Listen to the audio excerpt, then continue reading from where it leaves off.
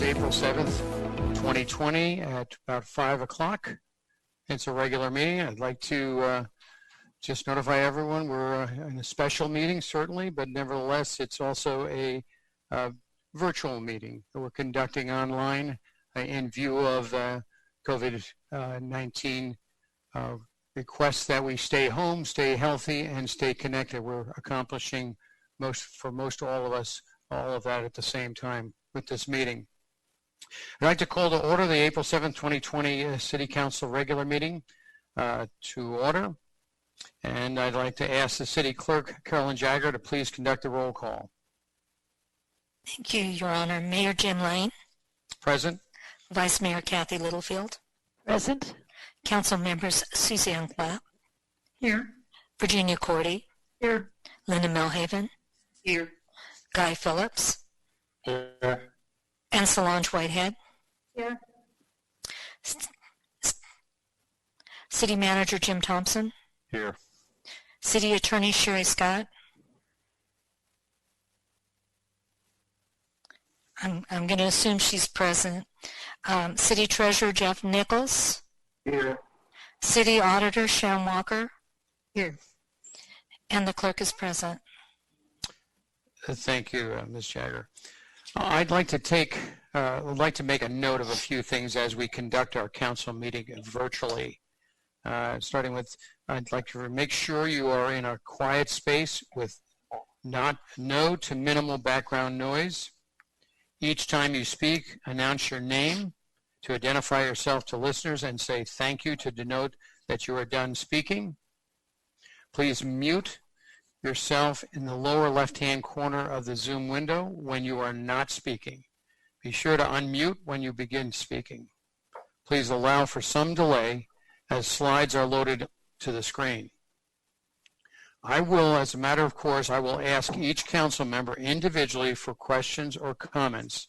After each council member has had the chance to speak once, if you have additional questions or comments, please use the raise hand option on your Zoom screen, and Management Associate Megan Lynn will notify me so that I can call on you.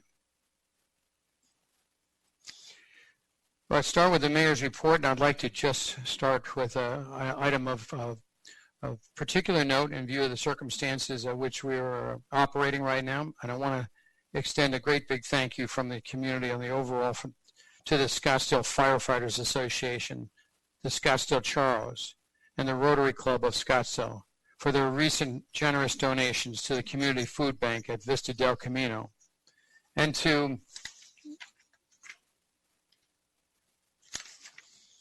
the many citizens who have made their own donations to help their neighbors during these difficult times. Every day I hear stories of the community stepping up to take care of each other, and I thank everyone for showing just exactly why Scottsdale is the best city in the world. You know, I'd like to just take a moment, because of the dire circumstances that we are actually working and living with on a day-to-day basis. However you may choose, by prayer or just thoughts of kindness and of consideration to your fellow citizens here in Scottsdale and across the country, for those who are suffering with this situation as it's developed over the last several weeks. So we could just take a moment of silence to consider that.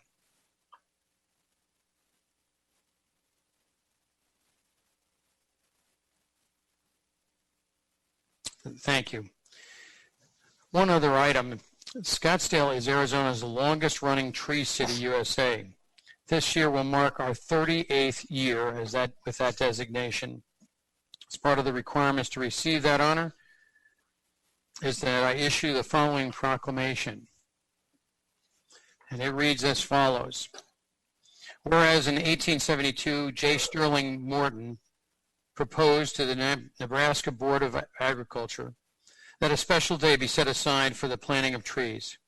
And whereas this holiday called Arbor Day was first observed with the planting of more than 1 million trees in Nebraska, and whereas Arbor Day is now observed throughout the nation and the world, and whereas trees can reduce the erosion of our precious topsoil by wind and water, cut heating and cooling costs, moderate the temperature, clean the air, produce oxygen, and provide habitat for wildlife And whereas trees are a renewable resource, giving us paper, wood for our homes, fuel for our fires, and countless other wood products, and whereas trees are a source of joy and spiritual renewal to many, and whereas Scottsdale has been recognized as a Tree City USA by the National Arbor Day Foundation and desires to continue with its tree planting ways. I now therefore, W.J. Jim Lane, Mayor of the City of Scottsdale, Arizona, do hereby proclaim Friday, April 24th, 2020 as Arbor Day in Scottsdale, and I urge my fellow citizens to care for our trees and natural areas and support our city's community forestry programs. I also urge all citizens to plant trees to gladden the heart and promote the well-being of the present and future generations. In witness whereof I have hereby set my hand to cause to be affixed the seal of the great city of Scottsdale, Arizona. Proclamation for a wonderful day for Scottsdale. Moving on to our items of business. Our next item of business is the approval of the minutes for special meeting minutes of March 3rd, 2020, regular meeting minutes of March 3rd, 2020, and executive session minutes of March 3rd, 2020. I accept a motion and a second. Please say your name before making your motion. Do I have a motion? Mayor, this is Virginia Cordy. I approve the special meeting minutes of March 3rd, regular meeting minutes of March 3rd, and the executive session meetings of March 3rd. I move to approve. Kathy Littlefield, I second. Motion's been made by Councilmember Cordy and seconded by Councilwoman Kathy Littlefield. We will now take action by a roll call vote, and I'll ask the City Clerk, Carolyn Jagger, to announce each council member for their vote. Mayor Jim Lane, Yes. Vice Mayor Kathy Littlefield, Yes. Council members Suzanne Clapp, Yes. Virginia Cordy, Yes. Linda Milhaven, Yes. Guy Phillips,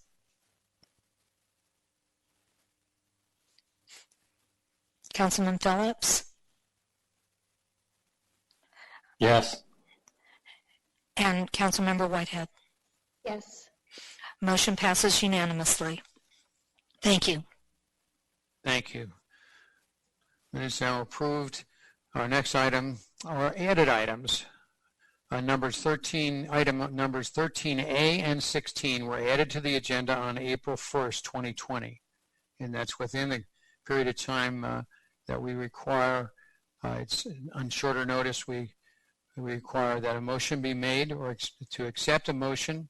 I'd like to accept a motion and a second to accept the agenda as presented or to continue the added items to the April 21st, 2020 council meeting. Do I have a motion to continue or to accept as presented? Mayor, this is Virginia Cordy. I move to accept the agenda as presented. I'll second it. This is Solange Whitehead. All right, the motion's been made by Virginia Cordy and seconded by Councilwoman Solange Whitehead. We'll take action by a roll call vote again, and I'll ask our City Clerk Carolyn Jagger to announce each council member for their vote. Mayor Lane, Yes. Vice Mayor Littlefield, Yes. Council members Clapp, Yes. Cordy, Yes. Milhaven, Yes. Phillips,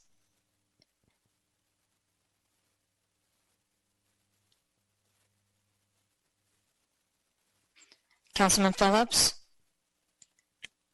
Yes. and Councilwoman Whitehead. Yes.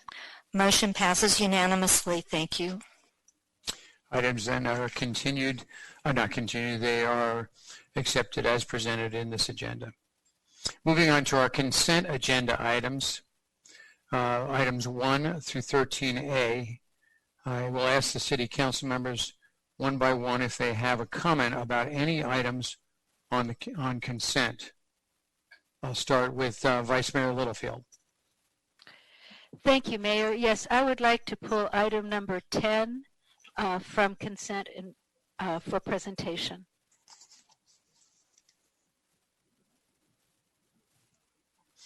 All right. If we're going to pull that, I'm presuming you're talking about pull that and put that into the regular agenda? Yes, or if it's preferred, we can just do it this way right through the consent, but I would like to have a staffer give an explanation of what this is and why we're doing it at this time. We've had a lot of email from citizens who are concerned about this, and I think it would be appropriate. Whether it's based on consent or regular, I don't care. Well, it's a matter of whether you want a separate vote, number one, and whether you, with the presentation, we'll take the vote afterwards, or? I don't need a separate vote on it. Okay, well then let's go ahead and we'll go ahead and then if we have somebody on staff that can respond to that request, we'll go ahead and take an explanation on that at this time. Mayor, this is Bill Murphy, Assistant City Manager. I can address that question. All right. Mr. Murphy, please go ahead then. Kelly, if you wouldn't mind putting up, okay, maybe the second slide, please.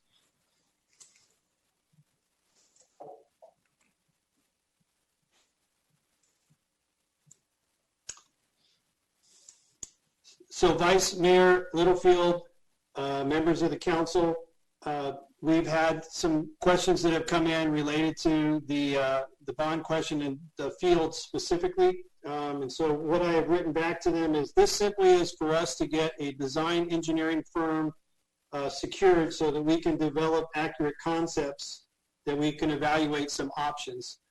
The areas that are highlighted here for you, the 80 acres on the upper portion of the screen there is the western portion of our 80 acres. That was shown in the bond information.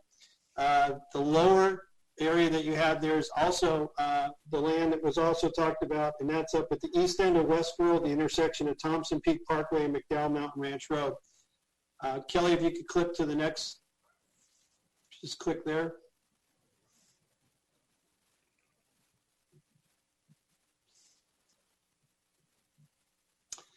So the highlighted area in red is area that is, there's two private properties that are in there as well as Arizona state land. And so those are required as part of the bond discussion that we had, us looking at an alternative. If you could go to the next slide, please. So this is the, again, the western portion of the 80 acres, which was shown as a conceptual plan in the bond discussion. We anticipated that we could potentially get 5 to 6 fields in this area. And if you could go click to the next slide, this would give you the, again, that eastern portion up here, which we think between there, if we're able to secure private property land and the state land, we would be able to put the additional fields up here. What I have responded back to the various citizens, primarily that have come from DC Ranch, has been that we're just looking at these two sites.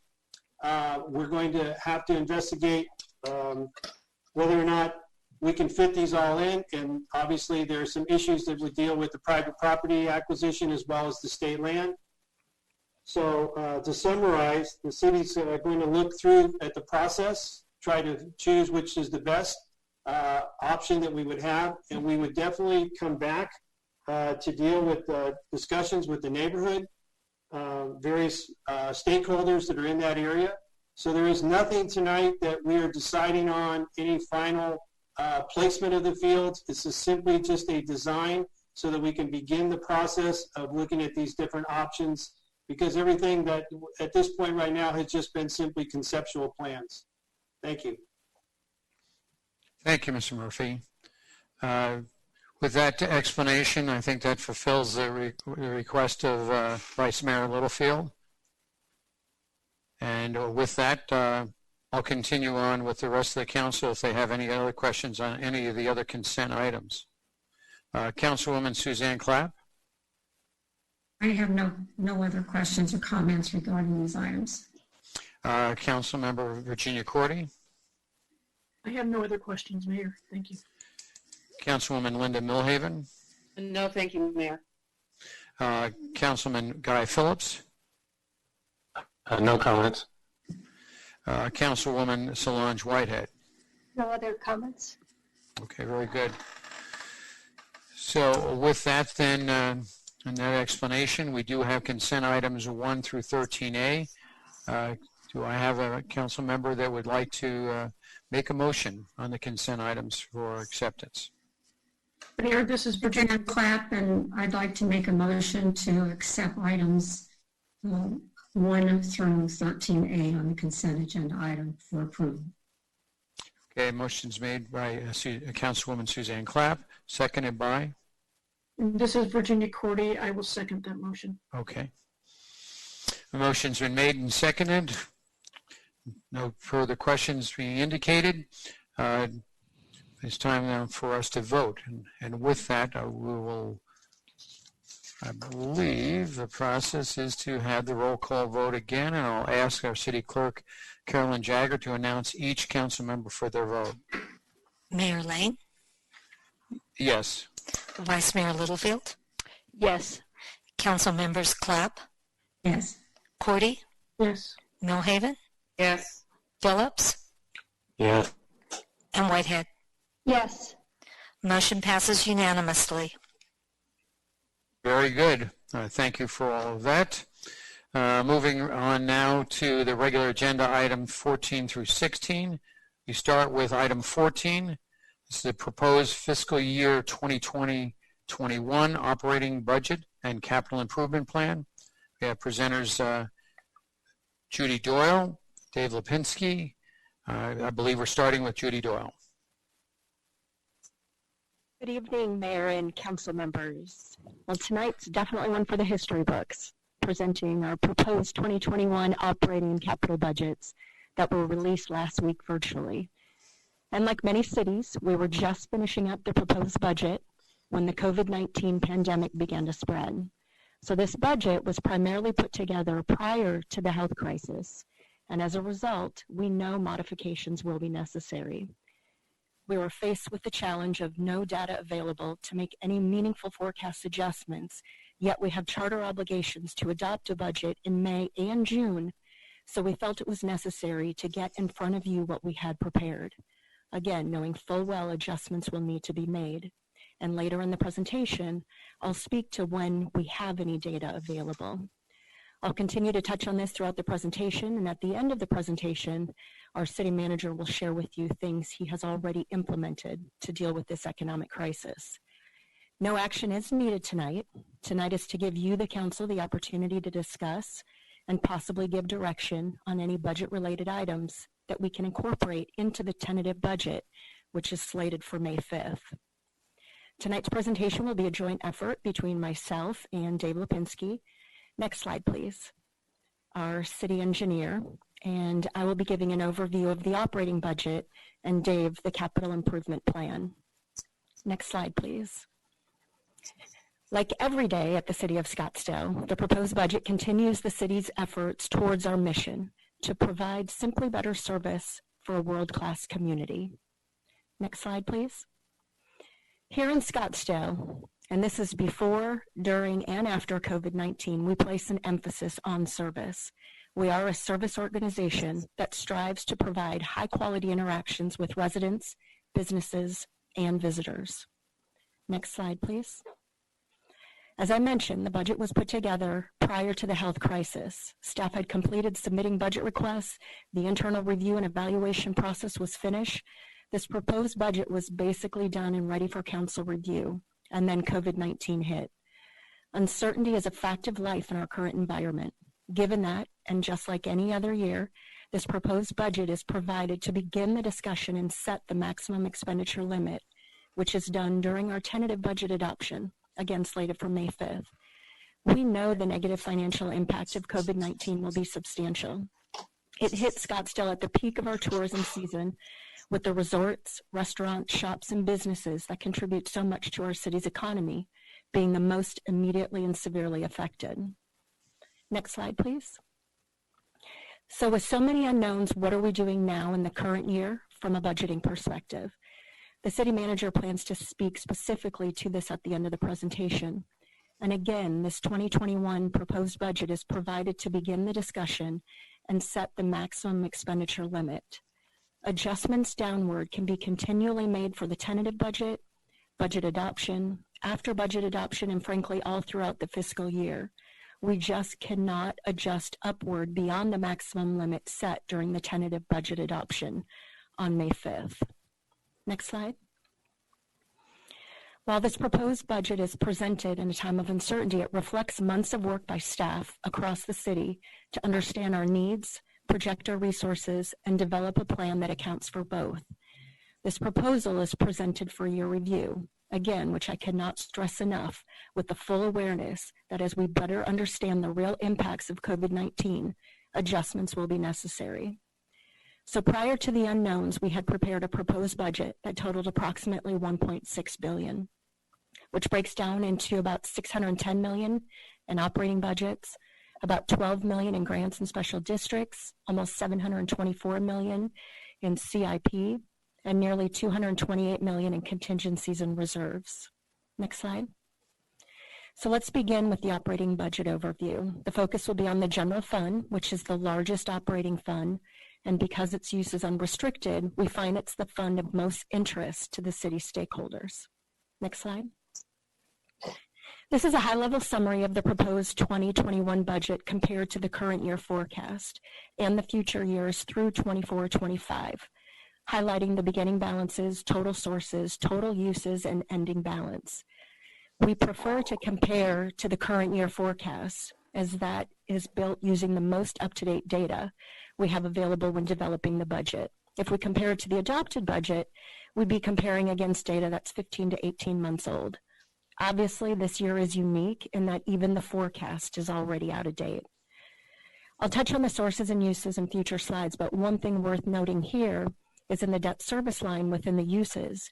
We make our final debt service payment for the police and fire radio system in the current 1920 fiscal year, so we no longer have that debt service payment of $2.5 million beginning in 2021. Next slide. Our general fund sources were, I stress were, projected at $338.3 million in 2021. The top three revenue drivers are sales tax, state shared revenues, and primary property tax. Again, this was prepared before COVID-19. As we all know, current revenues are and will continue to be negatively impacted for the immediate future. As you can imagine, this unprecedented situation is causing a great deal of concern in terms of accurate forecasting. Unfortunately, the timing of these events and the lack of up-to-the-minute revenue information is creating a great deal of uncertainty, just as we are preparing to adopt our 2021 budget. So once again, when we have a better understanding of the real impacts of COVID-19, adjustments will be necessary. And I'll speak to the timing of when we will have any kind of data on a future slide. Next slide. So speaking to what was in the proposed budget, when we compared our estimated general fund sources over the current year 1920 forecast, we projected an increase of $600,000. This slide highlights the significant items attributable to the change, and I'll touch on just a few. The sales tax and property tax I'll speak to specifically on a future slide. The stormwater fee, a reduction of $3.3 million. This is just an administrative change as we now plan to record the stormwater fee revenue directly in the CIP fund instead of transferring out from the general fund. Cable TV franchise fee is $1 million decrease due to timing. The 1920 forecast was artificially inflated as it included a payment from 1819, and we're not anticipating any timing issues in 2021. Building permits, we anticipated a $1.2 million decrease due to a decrease in anticipated construction activity in 2021, resulting in a lower demand for building permits. Part of this is because all permits related to Nationwide's complex will have already been issued. And state shared revenue. The League of Arizona Cities and Towns initially provided preliminary revenue estimates, increasing $7.1 million. Tom Belshey, the executive director of the league, recently sent out an email to provide information as it relates to COVID-19 and its impacts on the economy and state and local revenues.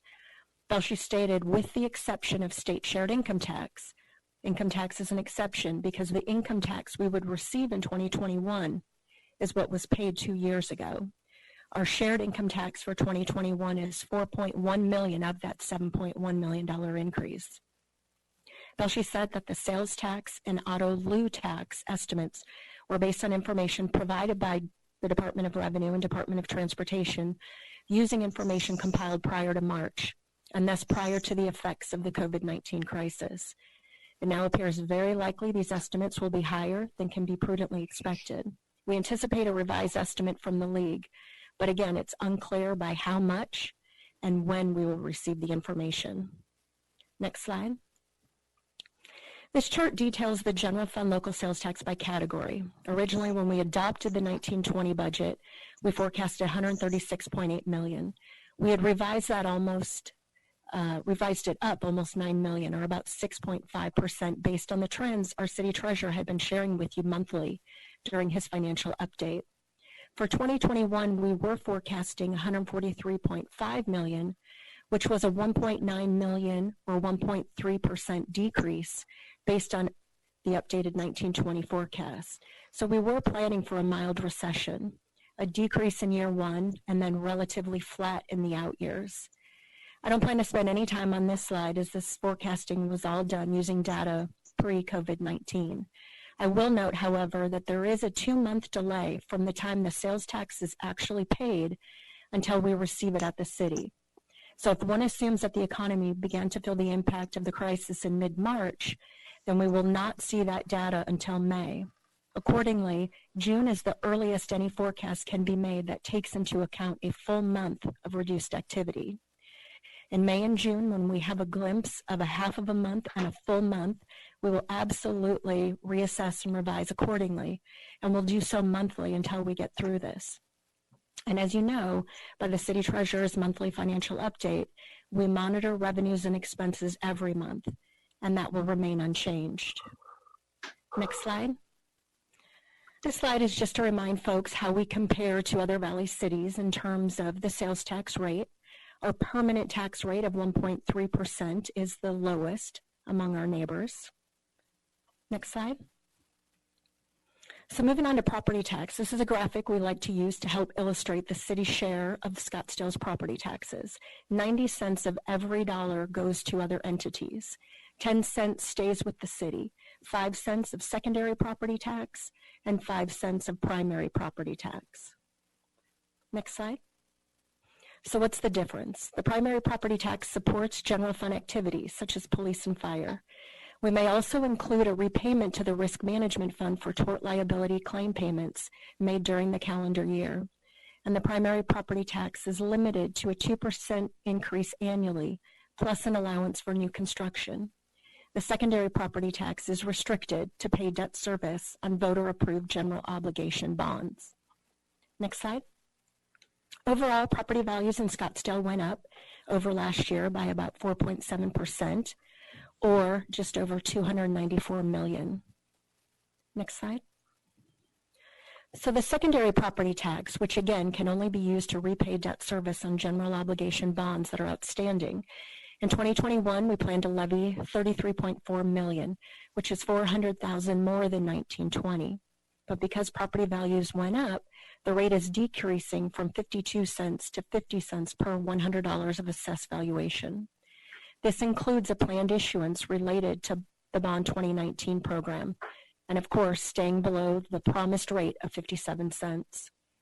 The primary levy, which will be used by the general fund, will increase $1.1 million to $33.7 million for the 2% statutory adjustment in new construction. The primary levy also includes approximately $1.8 million for the liability tort settlements and judgments that you've approved during the most recent calendar year, which is booked to our risk management fund. So total primary levy of $35.5 million.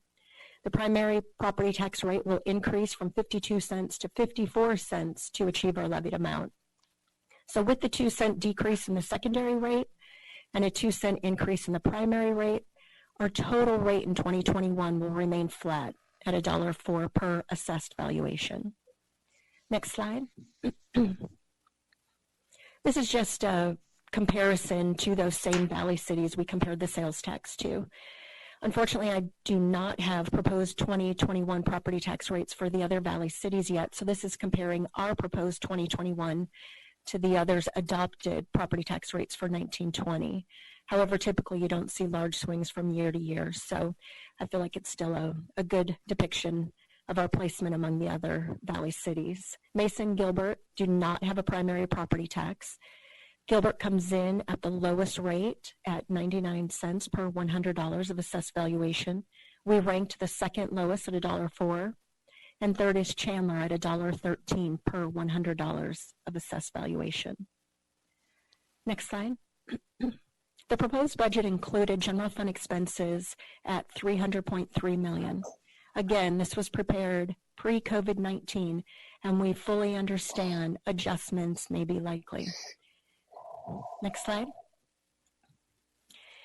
We had an increase of 7.51 FTEs when compared to the 1920 budget, with almost 6 of those FTEs funded with the general fund dollars.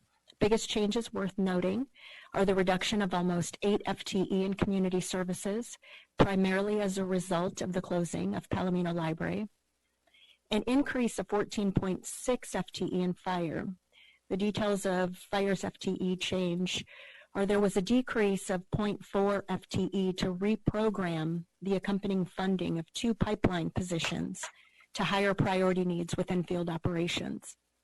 An addition of 6 firefighter positions, which you all authorized in October for the second SAFER grant. We also converted existing overtime funding to add 6 firefighter positions, so no additional cost was added, and this was done to address daily staffing needs and the known upcoming attrition issue the division is facing due to significant number of retirements expected over the next 5 years. And then the addition of 3 fire engineer positions to operate the fire apparatus purchased through the Bond 2019 program. Next slide, please. Here's a summary of the significant general fund budget requests that had been added. I'll note, in response to the early days of hearing about COVID-19, the city manager revised packages included in the budget to only contract increases and items considered mission critical. With the closing of Palomino Library, we will see significant savings to the budget.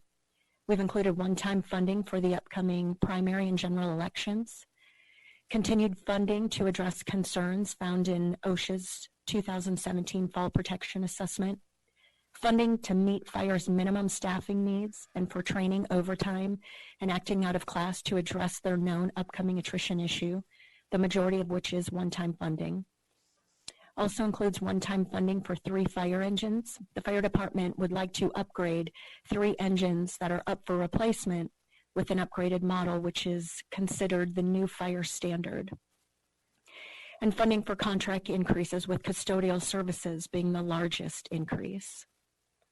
Next slide. This is a graphic of general fund sources and uses with a 5-year outlook, again, prepared pre-COVID-19. We expect this to look differently once we have data available to make the necessary adjustments. Next slide. As well as the ending fund balance. This too will look differently once we have data available to make those necessary adjustments. Next slide. And with that, I can take any questions or I can turn it over to our city engineer, Dave Lipinski. Well, thank you, Ms. Doyle. It was well done. And let me just see at this stage, when you say David's going to come on with a separate presentation, I'm going to go ahead and ask our council members if they have any questions on this. And I'll start with Vice Mayor Littlefield. Thank you, Mayor. I don't have any questions. I do have some comments, but I will wait until the end for that, if that's all right with you. Okay, that's fine. Councilwoman Suzanne Clapp. I'd like to wait till the end also because I know the city manager is going to show some information also about some changes in the budget, and I'd like to see what he says, and then I can ask questions after that. Very good. Councilmember Virginia Cordy. Thank you, Mayor. I have one question.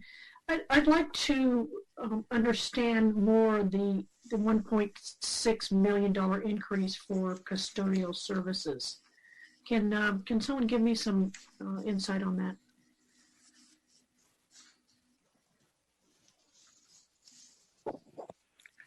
Mayor and members of council, is Dan Worth in the Yes, meeting? Mayor, this is Megan Lynn. We've got a hand raised by Dan Worth. Dan, if you want to go ahead.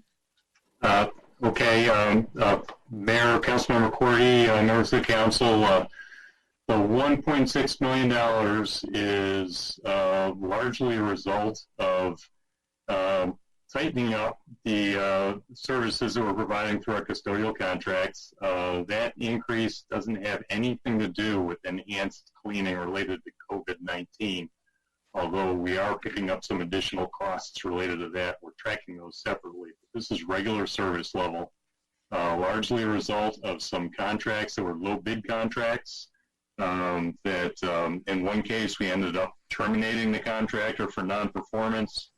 In some other cases, the contract term ran out and we had to replace it with a newly bid contract or by expanding the service on a newer existing contract that was bid at higher prices. It's just when we're replacing an old low bid contract with a newer contract, the prices are higher, and it's catching up to us in a big way. Thank you, Dan. All right. Thank you, Mayor. Thank you, Mr. Worth. That takes care of that question. I will ask Councilwoman Littlefield, Councilwoman Millhaven, if she has any questions at this time. No, thank you. Not at this time, Mayor. Councilman Guy Phillips. I'll hold my comments. All right. Later. Councilwoman Solange Whitehead. No questions at this time. Very good. Then we'll go on to hear the report from Dave Lipinski. Good evening. Can you all hear me? Yes, if I poll, yes, I can. Great. This is Dave Lipinski, the city engineer, and I'm going to walk you through the capital budget overview. Next slide, please. This year, we followed our standard procedure for the development of the budget. Each division identified their project needs and then worked with capital projects and IT staff to ensure they had projects fully defined and costs accurately captured for their submissions. Those submittals were made, and they go through a series of reviews. One is a general fund construction review, technology review, and a transportation review group. These groups go ahead and prioritize the projects and then move them forward to the Capital Management Review Committee for ultimate prioritization to move forward. What I'm going to do is walk you through each of the following funding sources. Next slide, please. Each of these funding sources, one at a time. We'll go through the number of projects submitted and the dollars requested, the available funding, and where currently we're looking to fund projects at. As Judy said several times, this is prior to any change in the market due to COVID-19 and even some updated forecasts we had prior to that that'll change some of the funding sources. Next slide, please. Starting with the general fund, there were 33 projects submitted, totaling $117.8 million. Next slide, Kelly. When we adopted last year's CIP, there was an available cash balance of $7 million that was left in the general fund. From that time, we've seen higher revenue collections and savings from project closings, the addition of FY 24-25 sources. We've seen a large negative change in updated sales tax and interest income forecasts over the 5 years. I'll get into that a little further in a few slides. There's a replacement of some general fund projects with a stormwater fee, and then a contract reimbursement for Phoenix Fire, and one operating side shift from police operating to fully fund their CAD RMS project.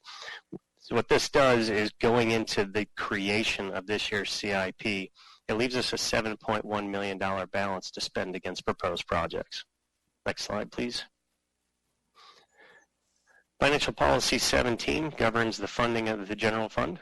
It's 25% of the construction privilege tax revenues, 100% of net interest income in excess of $1 million, and 2/3 of the 1.1% sales tax collected on food for home consumption. Next slide, please. So the changes we've seen in the negative is largely attributable to the interest revenue forecast over the 5 years. What's happened is we've gotten updated projections. They've actually been updated since this time, showing that we are just not earning interest on the money that's out there. There's also a change in the food tax and a phasing out over the 5-year span, which leads us to the negative adjustment that has to be made before we start funding projects this year. So this reduces our starting balance down to $7.1 million. Next slide, please. What this slide represents is projects that were included in last year's adopted CIP. They were either funded a lot of times in years 2 through 5. I started on the top right, you have a cash balance of $7.1 million that we established earlier. And there's just some minor modifications. The NFPA standards and renovation of Fire Station 606 had some budget adjustments due to market and a little bit change of scope. The jail dorm project, there was some of that scope that was moved from phase 1 into phase 2 as we got into phase 1 of the project. The Westworld tent removal was redefined into replacing some of the panels. And then the records management system and bond project 7 at the bottom, there was a change in some of the general fund funding associated with that. The records management was on the books prior, and it's now part of the bond, and this offsets some of the costs of that bond project to make sure we get that completed. Next slide, please, Kelly. What you have here, after reapproving the projects that were adopted last year in the 5-year CIP, these are the highest ranked priorities for funding out of the available now $4.8 million cash balance. The Scottsdale Road overhead power undergrounding, that is actually a portion of the Palmeray Development Agreement. The city has a cost share in undergrounding the power lines along Scottsdale Road. The second one there is costs for some of the technology projects in Bond 2019. There's a very small cost component that Bond Council has given us guidance on that are not bond eligible. This is for some of the training that has to occur and some other pieces of the delivery of the systems, not the purchases of the systems themselves. There are 2 radio projects, the third one listed and the last one listed. What these do is they improve coverage to the north end of the city with the new fire station heading up that way. It improves coverage up in that area and also improves capacity. The rest of the projects listed in the middle are what are considered Y projects. These are the keep the lights on projects to make sure the city buildings are still working, the servers and infrastructure are still working, and PD and fire still have the equipment they need to perform the services that they provide. What this does right now, and again, this is pre-COVID-19, does show a negative cash balance in the 5-year CIP. When we came in this year, we thought that moving forward with this a minor negative cash balance, we'd be able to balance it out over the next several years. We will, again, be taking this back and making adjustments with the budget office to see how we do want to move forward and project a CIP, knowing that there will be changes in the market with COVID-19. Next slide, Kelly. Next funding source we're going to look at is the transportation sales tax. This is the 0.2% sales tax, the older of the 2 transportation sales taxes. There are 32 projects submitted this year, totaling $38.7 million. Next slide, please. Again, this walks through where we are funding-wise. At the end of last year, after the adoption of the CIP, we had $1.3 million left over, or held off to the side and not committed against projects. Some higher revenues collected, the addition of the 5th-year sources for funding, and then updated sales tax and income interest forecasts on the transportation side actually provide an increase. And then we had replacement of ALCP funds with some 0.1% transportation sales tax on 2 projects. So what this leaves us with is $20.3 million to start utilizing for transportation projects for the 0.2% sales tax. Next slide, please. Financial Policy 26 establishes how the 0.2% is collected and dispersed, and that 50% is for transportation improvements and 50% is ongoing transportation operation expenses. Next slide. And here you have your beginning cash balance of 20.3 in the upper right-hand corner, and these are the projects as ranked through prioritization, running down the left-hand side. You'll see there's a few projects with asterisks. Those do have additional funding sources beside the 0.2 sales tax. A lot of them do have grants associated with them. Next slide, Kelly. This is a continuation of the prior page. And what it comes down to is we think we can fund $19.1 million in projects and leave an available cash balance of $1.2 million, very similar than we did in the last fiscal year. Obviously, if we have to update this due to any COVID-19 impacts, we'll bring that back with the next presentation. Next slide, Kelly. The next funding source is the 0.1% sales tax. This was approved by the voters in November of 2018 and is slated to provide the city's match for all upcoming ALCP projects. Next slide. Beginning of this year, we had $3.6 million available. The estimate from 1920 was $14.1 million as we started generating revenue in April of 2019.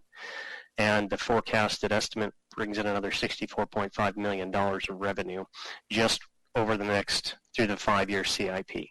So our beginning cash balance is $82.8 million over the 5 years. Next slide, Kelly. Financial Policy 26A describes that the what point one is to be used for as a result of the election. Next slide, Kelly. And here we have listed out, this is all of the ALCP projects as currently are included in our CIP and funded over the next 5 years. Next slide. This is a continuation. You can see at the bottom, our current forecast over the 5 years is just over $82 million. We're looking at having to expend $65.4 million over the next several years. So right now we're showing a positive variance. There will be impact. We just don't know what it will be to these bottom line numbers. But even beyond this window, the tax will be collected out several years past the 5-year CIP. Next slide, Gilly. The next funding source is a CIP stormwater fee. There are 5 projects submitted totaling $19.3 million. Next slide. Beginning of this year, we had a $2.2 million cash balance. With the estimated revenues for the 5-year, it leaves us a starting cash balance of $23.7 million. This does include an increase in the fee from $3 to $4. If that does not occur, it drops the $23.7 million balance down to about $18.7 million if we keep it consistent over the 5 years. Next slide. Projects funded by the stormwater fee, Granite Reef Watershed Phase 1, we have the Riata Wash, the Rawhide Wash, there's a portion of Pima Road. Pima Road has a significant stormwater impact. There's a lot of drainage that comes from east to west against Pima Road and will require substantial infrastructure to complete that roadway segment. And then a smaller project for the Indian Bend Wash levee rehabilitation. Next slide. Then the Bond 2019 projects, approved by the voters in November of 2019. 3 questions for $319 million. Next slide, Kelly. Currently, you have a forecast of $241.5 million within the 5 years, proposed 5-year CIP. Outside of that window, outside of the years 6 through 10, you see $76 million, and we've already spent 1.4, and that was in the majority of that is going to replace the outdated emergency response equipment for the fire department that was approved right after the election in order to get some of that equipment in service. Next slide. The last slide is other funding sources. We do not have the breakdown of all the projects within these. These are the enterprise sources. And you can see each with their estimated budget and the number of new or amended projects that they have within each. The amended projects would be projects that were approved last year in years 2 through 5 that had some sort of redefinition or some funding change associated. Leslie, and with that, we can take any questions. Well, thank you, Mr. Lipinski. It was informative. I'm sure we will have some questions, though. I will just say, if the same result as last time, whether or not we want to wait till a final conclusion, but I will quickly go ahead and ask if there's specific questions to David's presentation from each of the council members again. Vice Mayor Littlefield?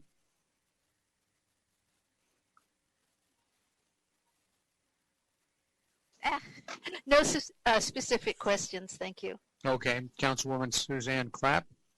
I have no questions right now. Councilmember Virginia Cordy? Not at this time, thank you. Councilwoman Linda Milhaven? No, thank you, Mayor. Councilman Guy Phillips? No question. And Councilwoman Solange Whitehead? No questions. Okay, very good. I have just one question, and it comes from the financial policy number 26, which is on your slide 16. And we've dealt with this through the years, a number of years now, as far as the allocation of funds coming from the 0.2%, as you described it, the older privilege tax revenue for transportation improvements. And at different times, it's been different amounts. It was 20/80, it was 40/60, and I know for a number of years now it's been at 50%. Exactly what are we talking about that no more than 50% of the privilege tax revenue for transportation improvements be allocated to transportation improvement operating expenses? Are we talking about city staff and the department costs, or are we talking about something in the operation of mass transit? If you could give me just a little bit of background on it. And it does say no more than, but how does that actually break down? Mayor Lane, I'll have to defer to Judy Doyle or Dan Worth to explain the other side of the 50%. I don't get to spend that half. Okay, so you don't see it. Well then, Ms. Doyle, if you have a quick answer to that, I'm not trying to take a lot of time with that particular one. It's just that it has been adjusted through the years and oftentimes went to administration. I'm presuming that's probably what we're talking about here, but I just wanted to know. Mayor and members Mayor, of council. I'm sorry, Judy. Mayor, I just wanted to let you know we also have a hand up from Dan Worth as well.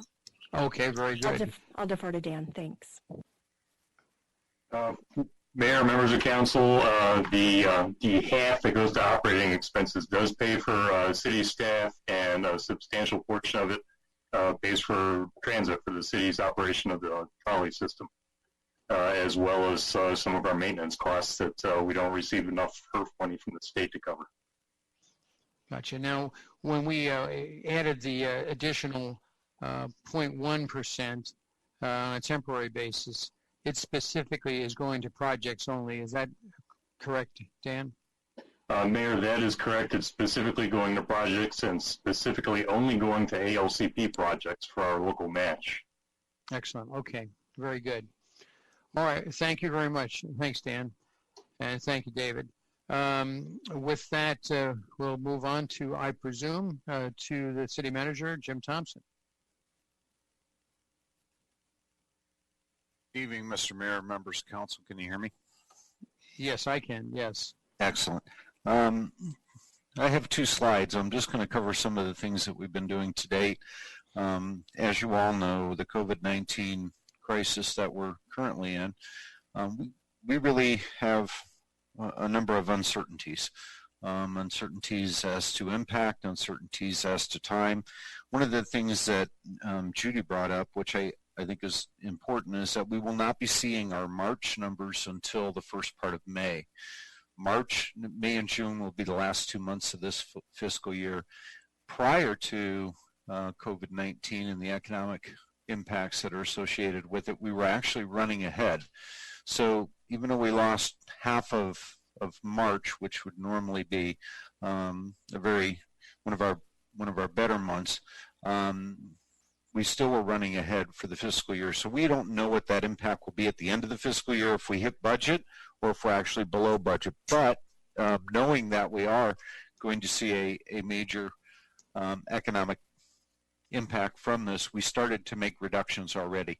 And so I'm going to walk through a few of those real quick. And, as each day goes by, we're reassessing where we're at. And I'm going to talk a little bit about that on slide 2. So immediately, as Judy also alluded to, we made some cuts to the preliminary budget. We had requests that totaled near 14 million of additional items to the budget. We reduced that substantially down. You seen the list earlier, which only areas that we really retained in there, other than the one that was already discussed, the 1.6 million and the contractual relationship on janitorial services.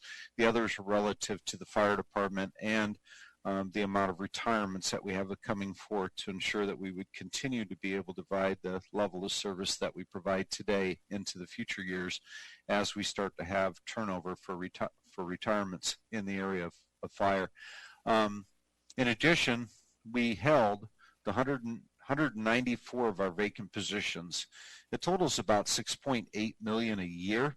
More positions will be held as vacancies occurred. May this be through retirements or other purposes, but filling critical public safety and health positions that are currently out there. So we have about 60 of those that we're currently in the process of filling. So, but the 194 are currently held. They'll be held, and as noted, there may be some additional to that. So at this time, we have those positions froze. Deferring the third year of the 3-year market catch-up and any performance increases, those have been put on hold. We have notified staff that as of July 1st, which is normally when we do our market adjustment, which would have been 2%, and then those eligible for performance increase could have received up to a 3% increase. Both of those matters have been put on hold.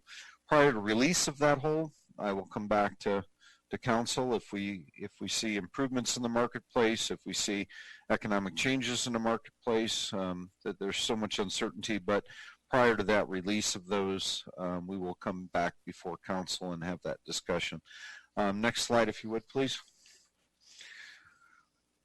So during this time, we've been redeploying our staff into emergency assignments in areas where we have need. Many have heard about many of those things that we've already done. We are actually kind of looking at the next item, reducing expenses, including contractual expenses. We redeployed some of staff into areas that traditionally we have contracted out. We're relieving ourselves of some of those contract assistance that we have traditionally done, which would inherently have savings from that redeployment. We've redeployed individuals to areas where we have a greater need existing because of COVID-19 and some of the demands. Example for that would be deployment of our meals to our seniors. Redeployed some staff to that area. We also have redeployment in a call center that just opened up yesterday to serve small businesses and those having questions about any of the economic stimulus that came out of the federal government. We're also reviewing all our contracts currently to see which other ones we could reduce down and or eliminate going into next year. We suspended the trolley service due to low ridership and the COVID-19 risk. The constant cleaning for the few riders that we were experiencing on the trolley once this hit. That savings is about 1.4 million just through the end of the year. So if we don't reactivate the trolley service before the end of June, we'll have a savings of 1.4 million just from that. If we continue that on into July, August, and further, obviously we'll continue to see savings relative to that. And then we're also currently starting to work on several contingency plans for our final budget to come back and to work through as this crisis continues. And we're looking at both a what we call a low impact, a medium impact, and a high impact. And we'll have contingency plans for all three scenarios. We know right now that we're probably in high impact mode. Because one of our largest industries during this time of the year is pretty well shut down, as well as some others that have been impacted, and so we're preparing accordingly. for that. We may see changes to that. It may shift to a medium or to a low. It may continue to be high, and that's the uncertainty that we're dealing with right now. But we already have made some pretty significant cuts, as well as we were running a little bit ahead of our budget for this fiscal year. The true impact will be the last month and a half of this fiscal year where we see that. Obviously, our collections for May will be from March, for which we believe that the first part of March we had a pretty good month, and then midpoint in March that drastically changed. We also suspect that April will be far off from what we have seen in previous years, and therefore impact our June revenues that would come into the city relative to sales tax, which is our largest income stream into the city. That said, those are the things that we've done to date. As we walk forward for our May meeting and the final budget, we will come forward with some additional changes to the budget and forecast. However, be it the fact that we will just be getting March's numbers, then it'll be challenging as well. I think that Judy also alluded to that the budget sets the ceiling for which we could spend. Certainly not if we have continual impacts, we certainly will not spend to that ceiling. We will make reductions along the way to ensure that whatever revenue we have come in, that we don't overexpend those revenues that are available to us. If council has any questions at this time, that concludes my presentation. Thank you, Mr. Thompson. There was, I may have some questions myself, but I'm going to go ahead and ask each of the council members what, at least in the first round, as to what questions or comments they may have as it is right now. And I'll again start with Vice Mayor Littlefield. Thank you, Mayor. First of all, I'd like to commend our city manager and our staff on the quick response that they have made and given to our citizens in an attempt to try to control this contagion. It's been tremendous, and I think they have done a superb job. I realize that this is the first pass through, if you will, to estimate our city's budget for the upcoming year. And using previous data points to try to estimate the now future incomes and our needs before the impact of COVID-19 were considered, obviously is making this budget look a little outdated already. However, it makes me feel a little comfortable hearing that, because I was looking at it and reading through the budget materials and thinking, this is way too optimistic. So I'm glad to hear that you agree with me and that this is going to be something that we go back to. I suggest at this point that we consider a few things on the revenue side. To rewrite an old saying, as the city goes, there goes the county and there goes the state. So I would anticipate their revenues will also drop considerably, and we should be prepared for that when we estimate the monies that we will be getting in from them. When people lose their jobs and can't pay the mortgage, we end up with more homelessness, more individual needs, more mortgages not being paid, property taxes not being paid. I noticed that in the paper, Phoenix is now estimating a total of a 25% budget drop. That's pretty hefty. So we need to consider a close look at some of our fiscal policies and combat a probable income loss to ensure that we have the funds to pay our current budgetary needs. They will be temporary, hopefully, but I suggest that we go slow on the spending side until we can adequately determine how bad this is going to be, how long it will be, and what the cost to the city will be. Common sense. For a tourism-driven economy such as ours, I don't know if 25% is enough of a drop. Right now, we are a tourism city with no tourists. That's not good. It may get worse in the coming months, or it may get better. We can hope, but we just don't know. I'm not a doom and gloomer, but my rather conservative philosophy says to plan for the worst, hope for the best, and be ready for either one. So I would go slow on issuing non-essential checks, and there can be no sacred cows as we go through this budget and look for funding sources that we may need to pay our employees and to meet our bills. I think nothing should be off the table at this point. I do have a kind of a stepping stone kind of scenario, which I've used and which sometimes helps. And as we estimate our revenues, and if we estimate our revenues to drop, say, 10%, which 10% of our expenses will be in line to be cut first to match that income loss? What about a 15% loss? Would that cut? What would be the next cut in those expenses to match the revenue loss, and so on down the line?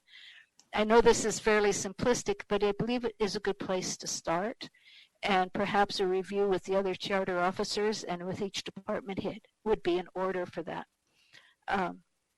If we can use the money that we have been saving to pay our police and fire pension liabilities, as the city manager says, that at least gives us an emergency funding source.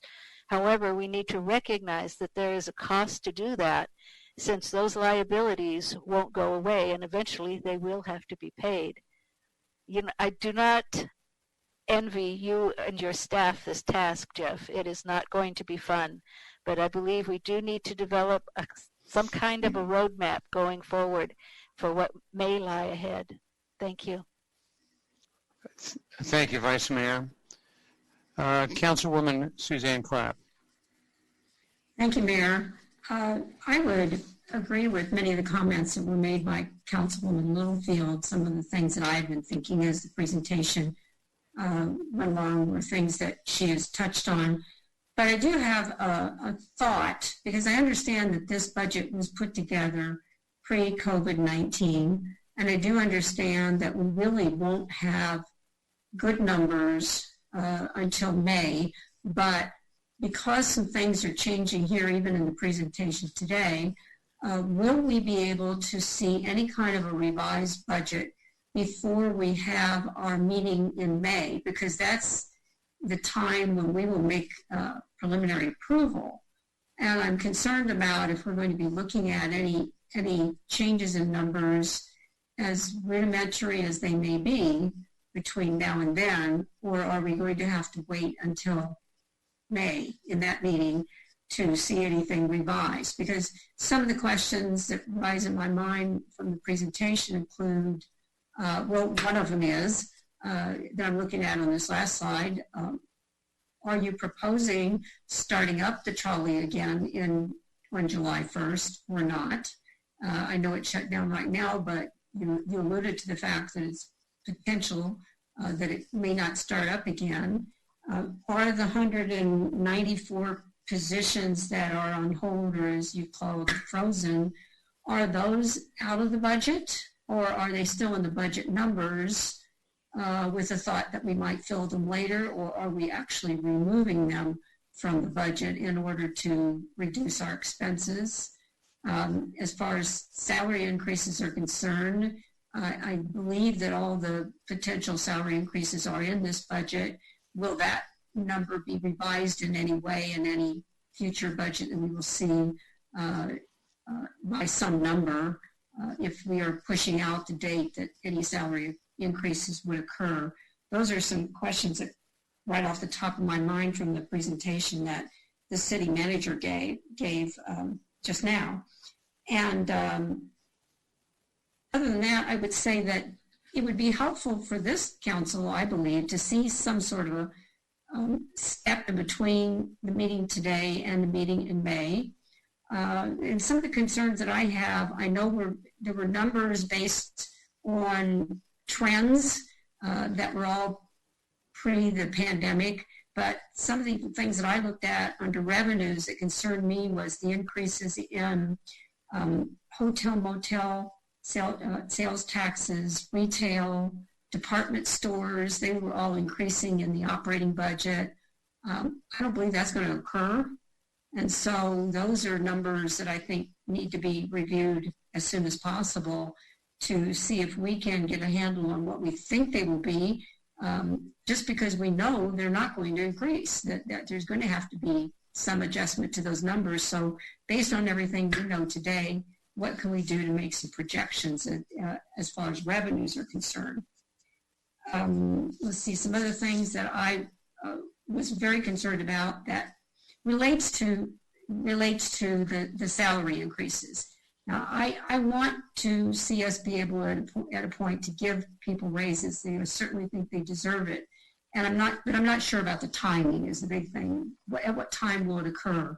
And I am very concerned that we would be looking at a potential of giving raises and then having to at some point eliminate jobs. And I don't think that's a scenario I would feel very comfortable about. So, and I've talked to the city manager about this. That, under no circumstances should we be looking at eliminating people at the same time as we might be giving raises.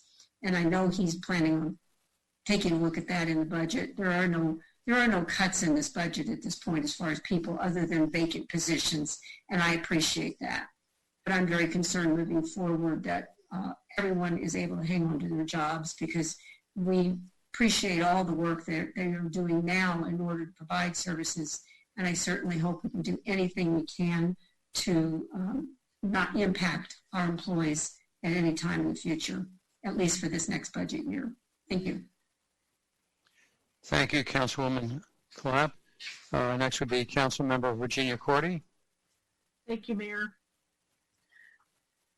So we've all been home for a long time, and we have been able to keep up with current events, and several economists here in Arizona have come out and predicted anywhere from a 23 to 25% economic contraction for Maricopa County. Those are staggering numbers, and certainly is not something that we want to see, but I think we need to plan better for it, particularly because we are a tourism-based economy, and given that 35% of our economy is tourism-based, I think we are particularly vulnerable to this economic contraction. So I would like to see an overall, given that we can't control our revenues, the only thing that we can control is our spending. And I would like to see just tonight an overall 10% decrease in the budget going forward to decrease that maximum spending authority. And I think that shows good faith with the community, and knowing that it could even go deeper than that. At some point, we are going to have to look at our reserves and decide how and when and how best to use that reserves. But I think tonight we need to show good faith with the public, and at a minimum, just reduce that overall budget by 10%, and moving forward into more accurate numbers in May and June. Thank you, Mayor. Thank you, Councilmember Cordy. Councilwoman Linda Milhaven. Thank you, Mayor. I just would like to thank the city manager and all of the staff for moving quickly to, adjust the budget, hold vacancies, and do what they can. It's an amazingly uncertain time, and so I just want to thank the staff for their swiftness and for their great service to the community. So I have no specific questions. Thank you. Thank you, Councilwoman. Councilman Guy Phillips. Thank you, Mayor. Can you hear me? Yes. Okay. Not to reiterate everybody, but we don't know how long this COVID-19 pandemic is going to last, and I don't think we need to make it any harder on our residents and businesses than we need to. So the way I'm looking at it, number one, I'd like to try to maintain last year's budget for this fiscal year. I am not looking to vote for any rates or fee increases, especially the stormwater fee. I do not want to vote for a 2% increase this year in the primary tax rate. I would like to consider using the unreserved fund balance, which could be considered a rainy day fund, and of course it's raining now, to cover any anticipated liabilities in the interim. And I feel we might have to postpone some bond projects until we fully understand the ramifications of this virus on our city budget and subsequent property taxes. But of course, not to the extent of critical infrastructure projects that could pose possible safety risks. I think we can back off the Palmery underground expense if that contract allows for now. And I would just like to say that I fully expect staff will do their best. In fact, they already are. I think they're doing an amazing job right now. And I believe we will get through this as a city government and as a community. And, if we have to tighten our belts at this time, that's what we have to do. And I think we'll be fine. Thank you. Thank you, Councilman. Councilwoman Solange Whitehead. Thank you, and I agree with much of what everybody said. I also want to thank the city manager, the charter officers, and the staff for everything that has happened over the last couple of weeks. I definitely support the idea of freezing salaries, and I appreciate that there's a lot of support from internally for doing that, because that prevents us from taking away positions, and I think that's very important as a service organization. I also think it would be nice to have, I realize that this budget was done before COVID and that it's just a maximum spending, so I'm fine with it, but what I would like to see is some scenarios from staff for the different possible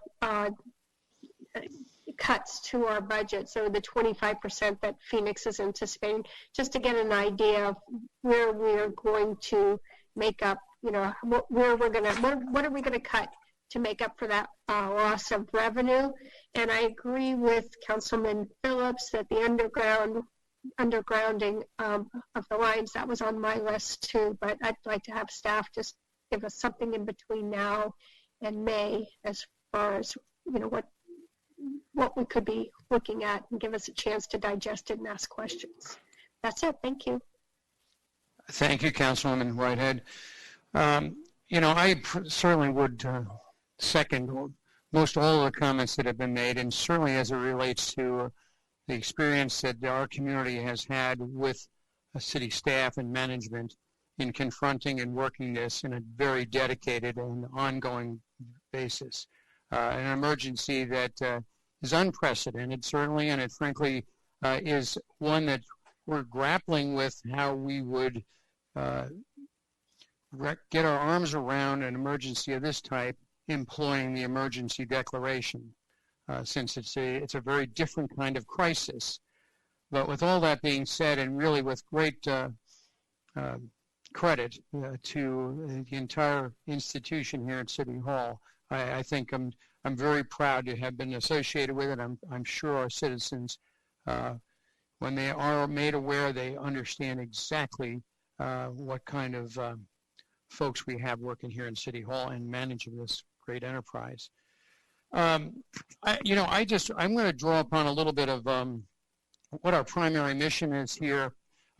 Certainly primary from the standpoint of safety and continuum and livelihood, and how our entire city will survive, and it will survive. But it is probably one of the most dramatic changes in what our requirements are going to be in order to maintain critical infrastructure functions. Of course, public safety and the first responders and water treatment and sanitation, and even government itself is considered critical infrastructure function. Now, this is on top of and ahead of anything that might be considered essential services to keep people going. So it's important that we're not only thinking about what's happening right now, but what may be happening in the future. As we looked at the fact that there's a 2-year delay on even on the $70 million as it was last year of shared tax revenues, what's going to happen to that when that comes around in a couple of years? We're going to have to continuing to be working with this, and hopefully we're more than fully recovered so that hit, and it could be substantial in $20 to $30 million potential range, as to what it might have to do for us as far as maintaining a continuing strategy to overcome some of the losses that we're seeing right now and may see for quite a while. This is interesting. We were talking about tourism, You know, when in 2009, when we had the Great Recession, and it actually was from 2008 to about 2012 or 13 that it strung over. At the lowest point that they received anything in that that time in 2009, September 2009, the lowest week, it was week over week, it was down 25.3%. That is the tourism mark. And tourism was a greater percentage of what our economic engine has, or a greater part of our economic engine than it is today. I don't have a percentage on that, but the impact was immense when it was at 25.3% down in the lowest week that they had. Now, they keep stats on this. They follow it coming into that low point and going out of that low point. We all know that that stayed fairly low for quite some time.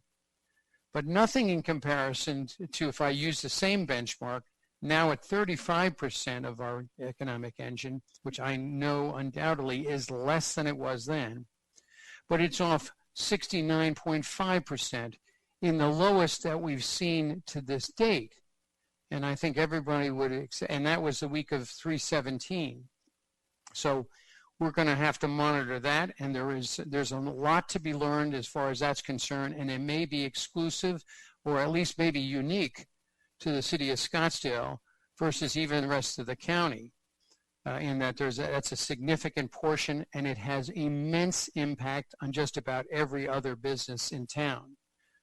So that 69.5% is probably unprecedented in the city's history as far as a drop-off in that particular area, and how that translates to sales tax in general is probably pretty high as well. And we only just need to look around and see what's going on with our restaurant industry. Of course, is shut down for the very most part, and our bars and entertainment areas.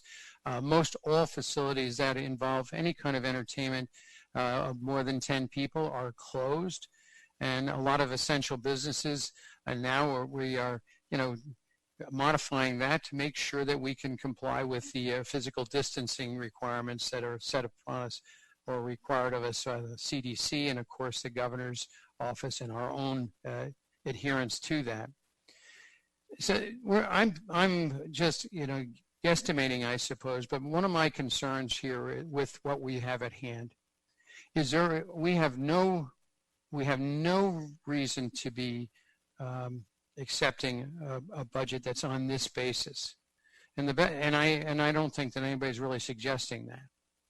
But at the same time, it's going to be incumbent upon us before we accept any budget that we have at least a working knowledge of where we see this going, for how long, and what kind of consequence it's going to have in it. I'm not in favor of holding things as line items to see how it all works out.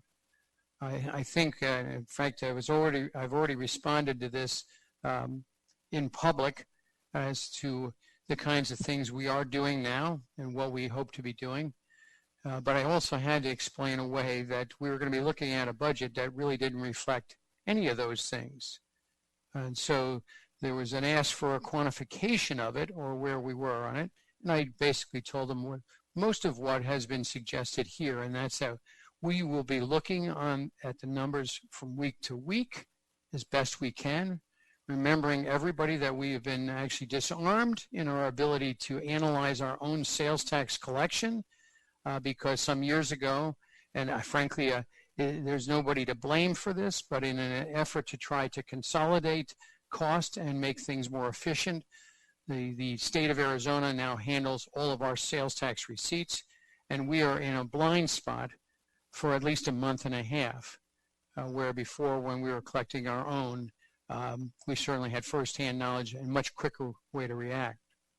If I were to drop back just for a moment with regard to what happened in 2009, 10, 11, and 12, we came into that with a budget year of 2008 to 2009, where we had just made some massive increases in our costs and in pay and in structures, and we didn't react quickly enough on the basis of something that was in the lead at the time, and that was the state's budget. We followed their lead. Now, I haven't even looked at what the state passed here maybe a month or so now ago. But nevertheless, we fell into the same trap as they did. And we had about $50 million in unallocated reserve, and we had some money that we had put over to, because we had surpluses, into CIP. Most, if not all of that money was gone within a year. And we ended up having to cut, in some instances cut pay, no increases for a couple, 3 years. And so we're going out of something far different than what we're doing now. We have a different economy, but we do have some added, not only uncertainties, it's a time of reactions that we might see in not only our primary industries, but also in our other industries within town. And that's the damage, certainly to the tourism industry, in the sense that some probably will not return, even from our restaurant businesses and that. Maybe if it's a robust economy, they'll be replaced by others, but there'll be some damage in the capital market in that area for a while. And just the idea that the psyche of our tourists and of maybe even our population will be a little bit different about traveling, about being in crowded places, big events. I'd hope that some of that will be healed rather quickly. But as I look around right now, I can see where this might be something that could take a while to wear off as far as its impact on people. So my message is really just this. We do have a history of responding to these kinds of things. Sometimes good, sometimes not so good, but bottom line is we worked hard to rebuild and do it in a good style. But it took time, and there were sacrifices that were made. And I think, again, a great credit to a great organization, a great crew and staff here in the city that understood. They understood even the visibility of it, as you see so many people devastated by what actions had to be taken in order to thwart the spread of the contagion of COVID-19.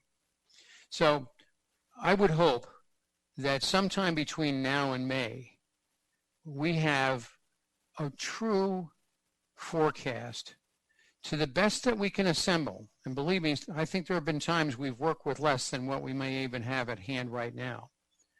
And put this thing together in a form that's going to make some sense, and it's going to be something we'll feel good about approving.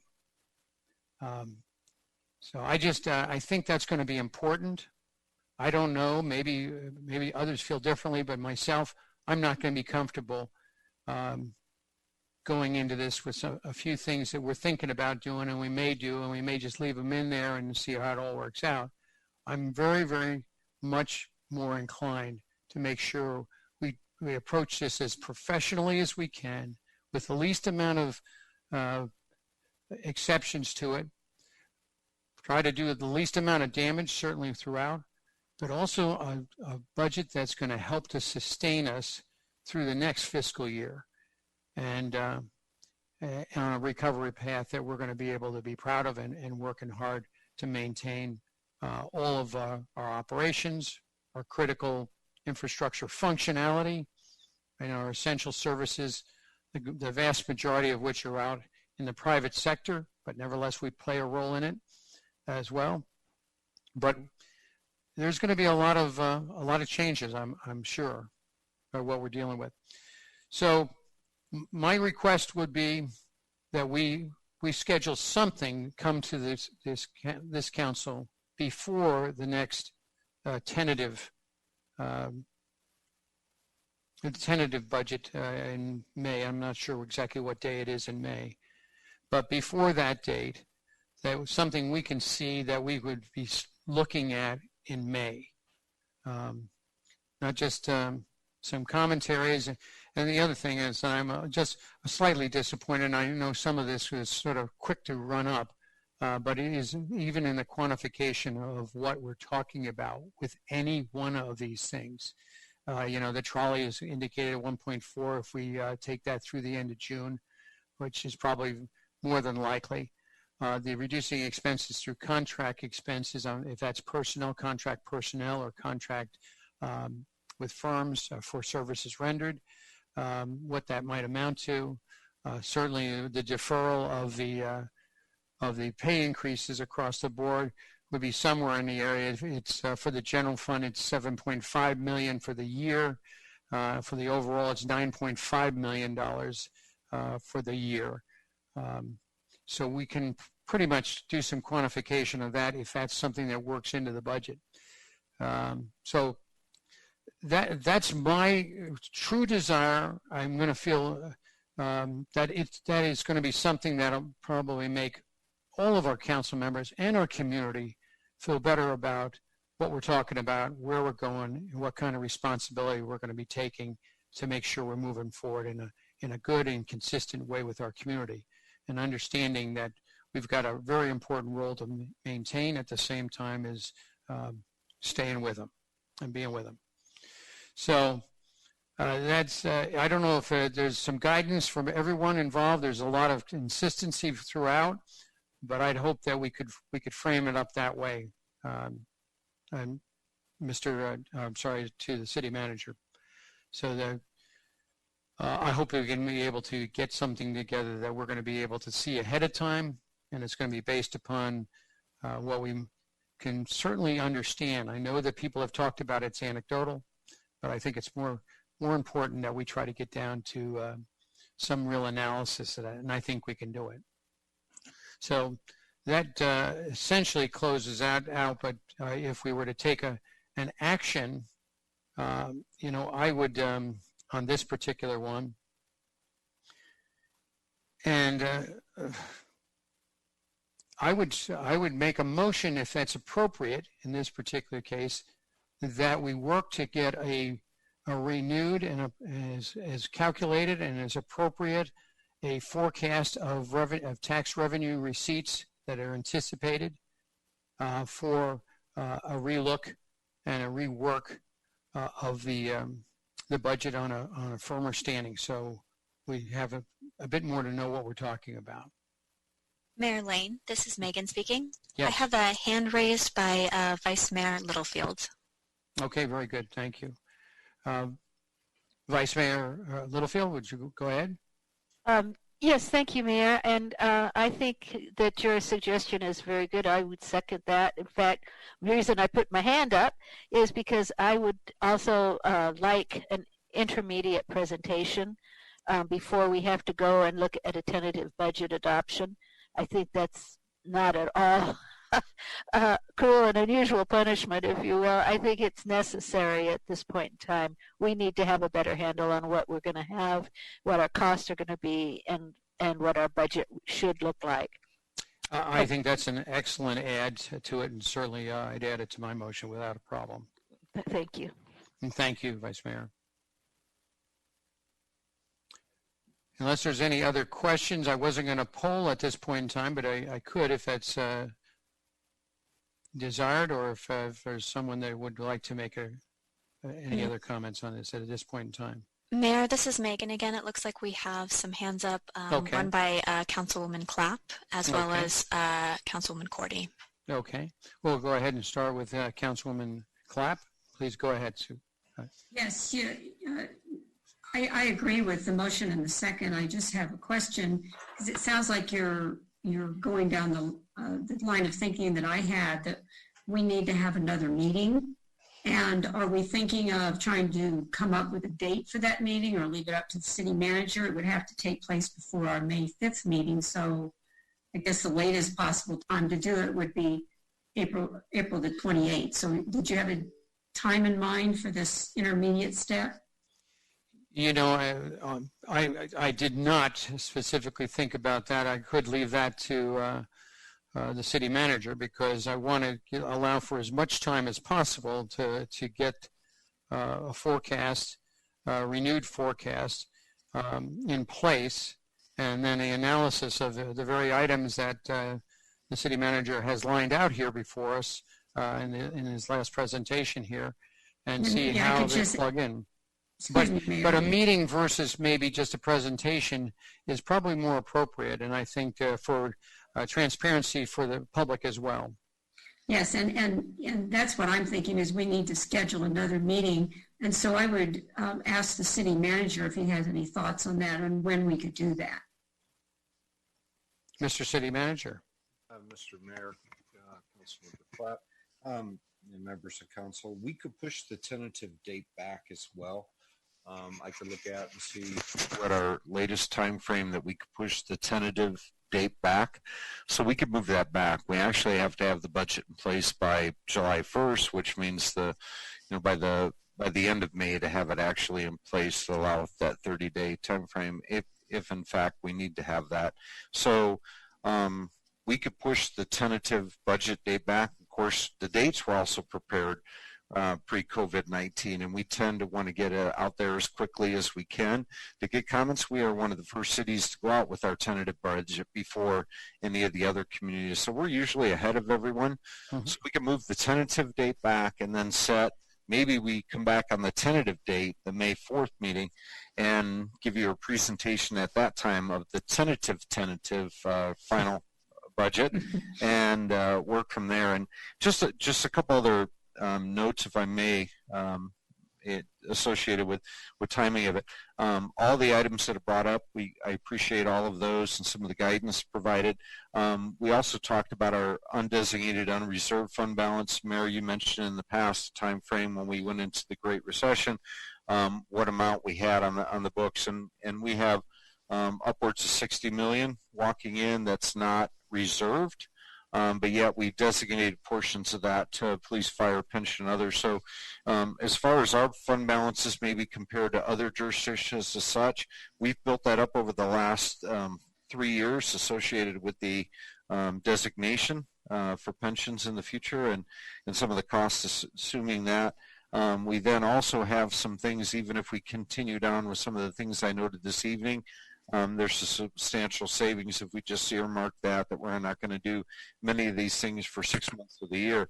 The one thing I caution again, and I think the greatest challenge we have walking in is the revenue side, knowing what those might look like. We just don't know. So we'll do our best. We'll have multiple scenarios associated with that, and we'll come out and we'll make sure that we have a balanced budget or multiple points of discussion for May 4th, if that's okay. You know, Mr. Thompson, one of the things that even from the past years when we were trying on the recovery path, extrapolating off of current data and trending, I realize we don't have much of a trend line here. In fact, if anything, we probably are off the number of the 69.5% I mentioned before. It's probably lower than that at this point. And so we don't really know we have an end point, a low point as far as the low week yet. But in any case, we should be able to determine whether we've hit the low, possibly. And of course, we're talking about comparing week over week or month over month going into the summer. So it's all going to be relative as far as its comparison. But starting out with a number even where it's at right now, we've got a pretty good indication. It's going to take a little while for this to recover. And I would say the balance of this calendar year is probably at a minimum.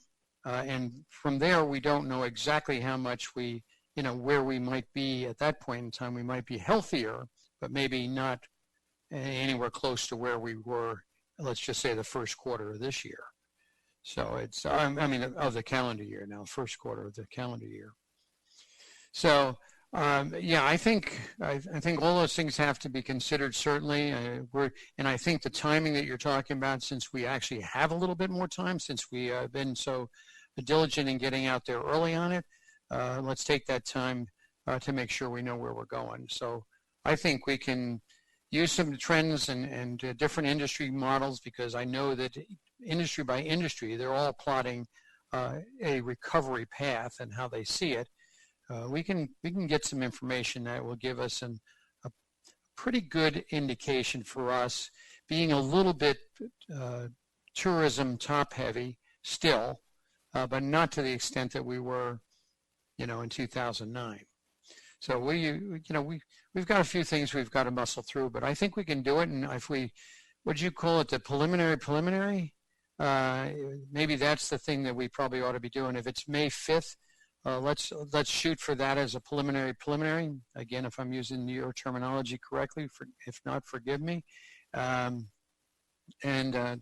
take it from there. So if we can do that, if we need to add that to the motion, I'm happy to do that. I'm sure the second probably is okay with that as well. Is that? I'm sorry, Kathy Littlefield.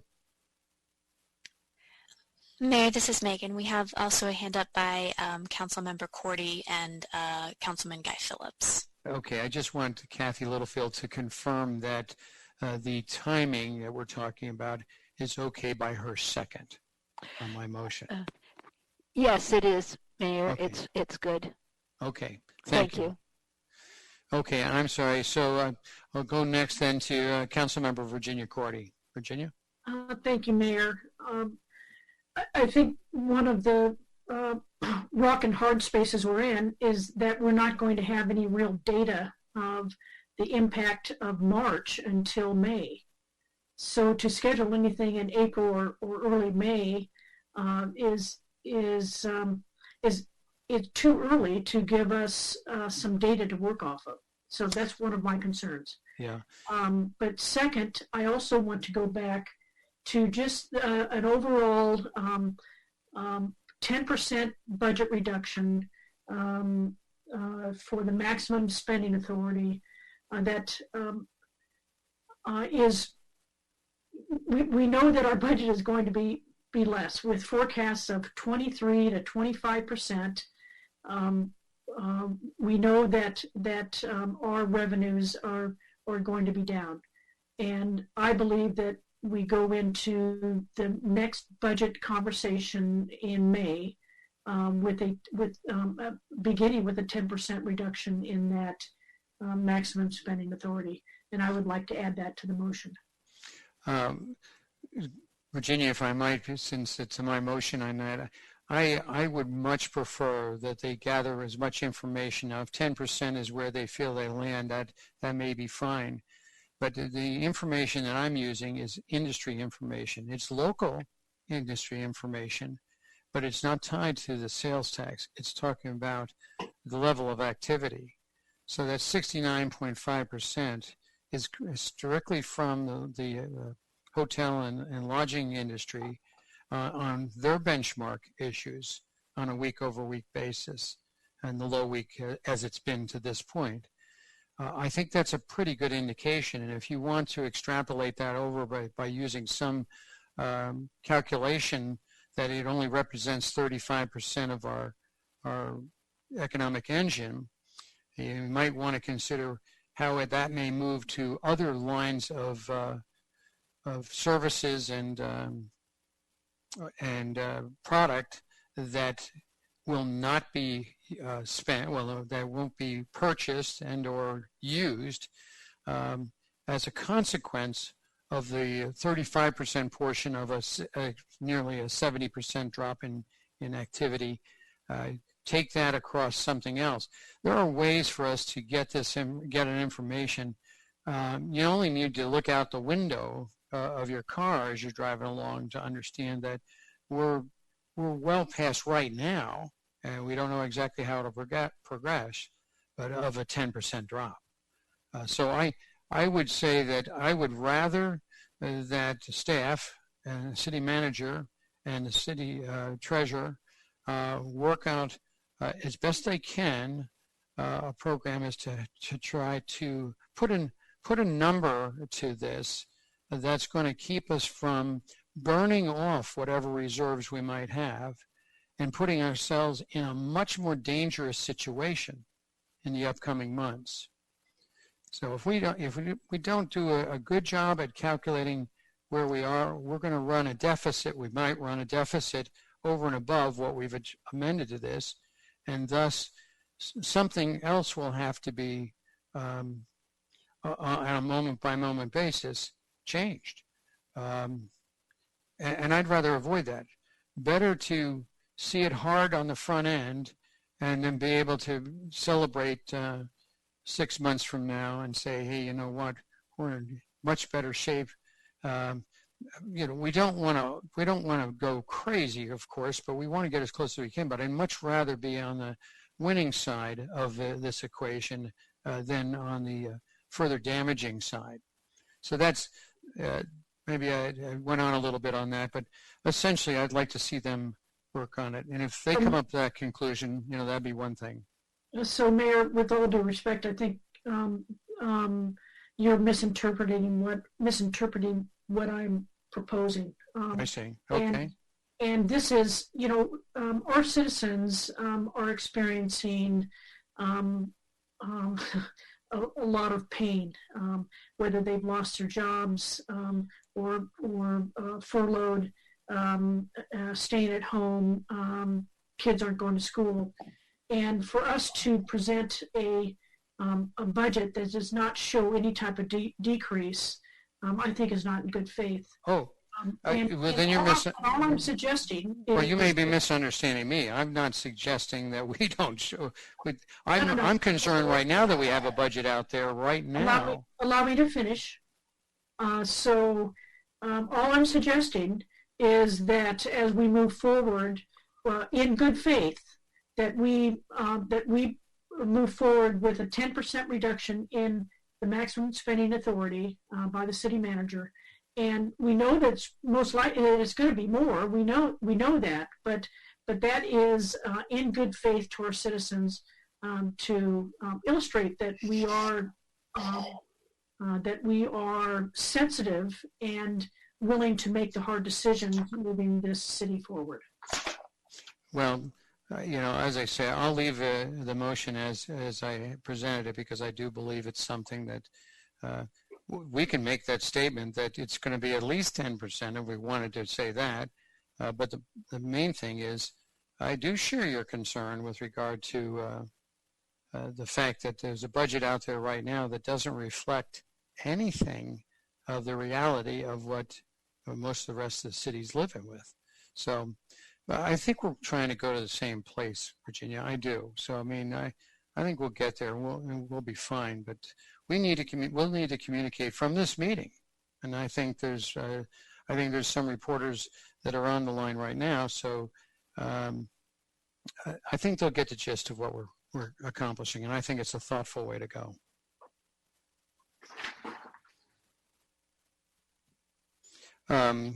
Virginia, I'm sorry if you're complete then. Yes, thank you. Okay, thank you, Virginia. Councilwoman Linda Millhaven. Thank you, Mayor. I have nothing further. Okay, thank you, Linda. Councilman Guy Phillips.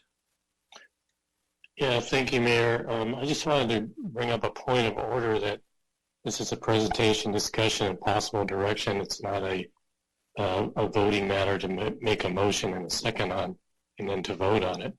And if you want to get consensus, I can understand that. Yeah, I hear what you're saying, but one of the things that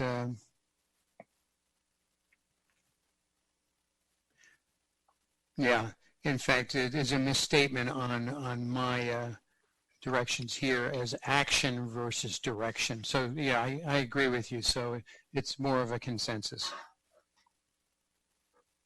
Okay, in that case, as far as I'm concerned, I don't feel like staff is going to have enough time to get anything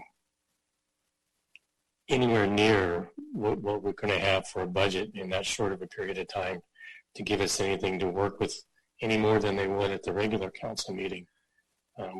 Unfortunately, we just don't know how long this is going to last. I think we're all thinking maybe it'll be over in May, might not be over till August, might not be over till the end of the year. God only knows.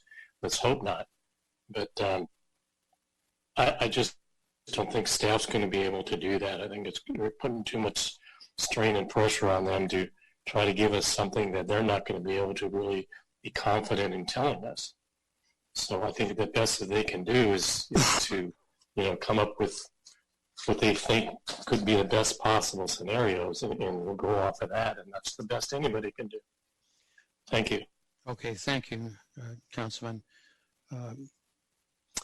And I understand what you're saying, but it is incumbent upon us to put a budget together, so we're going to have to go to that end. We have a legal requirement for that. Councilman or Councilwoman Solange Whitehead. I have nothing to add. Thank you. Okay. Very good. Thank you, Mr. Thompson. I really do appreciate all that you've been doing all along here through this past year and into this as it is. I don't know that you've ever seen the kind of thing we're dealing with right now, but the basic premise of what we have to get accomplished as a city, I think you know very, very well, and I think we're, whether things are prime or perfect as to how we move forward, we do have that obligation, and we're going to have to adjust to it so we don't get ourselves in some kind of further problem. But anyway, thanks so very much for the presentation on all of this. It's an extremely important area for us, particularly right now, and I think all of the council members have taken it very seriously, and I think that's great. And I just want to thank those members of staff in the fire department and the union who have indicated their understanding about what the situation is where we go forward. So I think we're a great community, but we're an equally great organization here in City Hall, and with all the people that work here for the city and all the management that guide us through all of this. So thanks for that. Well, I'm going to say that I probably, and I'll ask you, Mr. Thompson, whether or not you got a consensus of opinion on this. Mr. Mayor, thank you, and members of council, yes, I do. Okay, thanks very much. So this next instruction I have here is not applicable. Our next item is our item 15, which is the Scottsdale Public Library late fine free late fine free. Say that 5 times fast. And our presenters are Mr. Bill Murphy, Assistant City Manager, and Kira Peters, the Library Director. Mr. Murphy, do you want to take the lead? I'm going to introduce Kira Peters and have her start off with that right now, Mayor. Very good. Thank you, Mr. Murphy. Welcome, Kira. Thank you, Mayor. I will get ready to head off here. So good evening, Mayor Lane and members of council. Kira Peters, Library Director. Nice to virtually be with all of you tonight. And before Bill and I jump into the brief presentation on Fine Free, I just wanted to give a little background information on why this has been a hot topic in the library world. The catalyst was a recent resolution adopted by the American Library Association, otherwise known as the ALA. The ALA urged libraries to scrutinize the practice of imposing fines on library patrons. One of the most significant reasons stated by the ALA is, and I quote, "The imposition of monetary fines creates a barrier to the provision of library information and services." So along with the library board, library leadership has spent a significant amount of time researching the fine-free initiatives across the country and evaluated Scottsdale-specific information relative to fines. Results of those studies were shared and discussed at 2 library board meetings and at a work study session all in the fall. At this time, I would like to read a letter written by Library Board Chair Miss Sheila Collins, and if we would be in person, she would do an excellent job of delivering this message at the podium, but due to the digital nature of our meeting, I have the honor of reading the comment from Library Board Chair Collins now, if I may. Certainly. All right. From Chair Sheila Collins. My name is Sheila Collins. As Chair of the Scottsdale Library Advisory Board, I am here on behalf of my fellow board members to ask you to support our proposed late fine-free library policy. We strongly believe the time for action is now. We as a board have studied this for 2 years. As staff will note, the majority of libraries around us and across the country have adopted the elimination of late fines, and many patrons now assume this is a standard practice. We in Scottsdale are committed to be a welcoming community, and access to the myriad of library resources is among one of the greatest gifts to our citizens. Late fines serve as a deterrent to many, and in particular, adversely impact seniors, children, and our lower socioeconomic neighbors. Such an elimination does not, however, abdicate personal responsibility for all fines, which would still be levied for lost or damaged library materials. Other programs, including amnesty periods, support our access goals, but do not supplant the need for a fine-free policy. In this period of deep uncertainty and change, access to library materials assumes an even greater importance to Scottsdale citizens, providing a stabilizing force within our community. Many within Scottsdale will have voiced their support of our proposal, as evidenced by the citizens' comments you have received and an enthusiastic endorsement by the Friends of the Library. It is time to ensure that all of our community can freely utilize our library and learning resources. The time for this action is now. The Library Board respectfully requests your support. Thank you. So, Mayor and members of Council, that concludes the letter from Library Board Chair Sheila Collins. The information that you are about to hear highlights the key factors relating to the fine-free topic. So at this time, I'd like to introduce Assistant City Manager Bill Murphy to begin the presentation. All right, thank you, Ms. Kara. Ms. Peters, rather. Good evening, Mayor Lane, members of the council. If I could get the next slide up there, please. So I think it's important that we define the definition. There might be some confusions of fines and fees. So the fees are fees that are established based on the cost of what the materials cost us that may be lost or misplaced or damaged during the loan period or the checkout period of time. We currently have holds for interlibrary loan materials that are not picked up. Those are at $1. We had submitted those in our fees and charges to have those removed this year as part of our program that we're doing with our amnesty. Lost or damaged materials that could come from some of the kits that we have for parents to take home for their children to utilize, discs that are damaged in some of their, would all fall under a fee. So they would be unreturned or damaged, as that shows here on the slide. The fines, simply put, are fines for the materials that are checked out.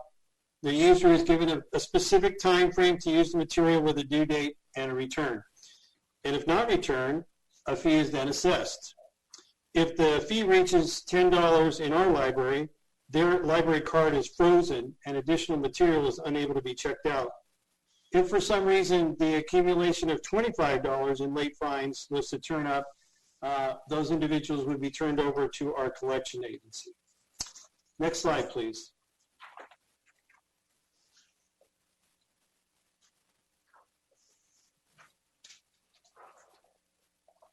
Next slide, Kelly, please.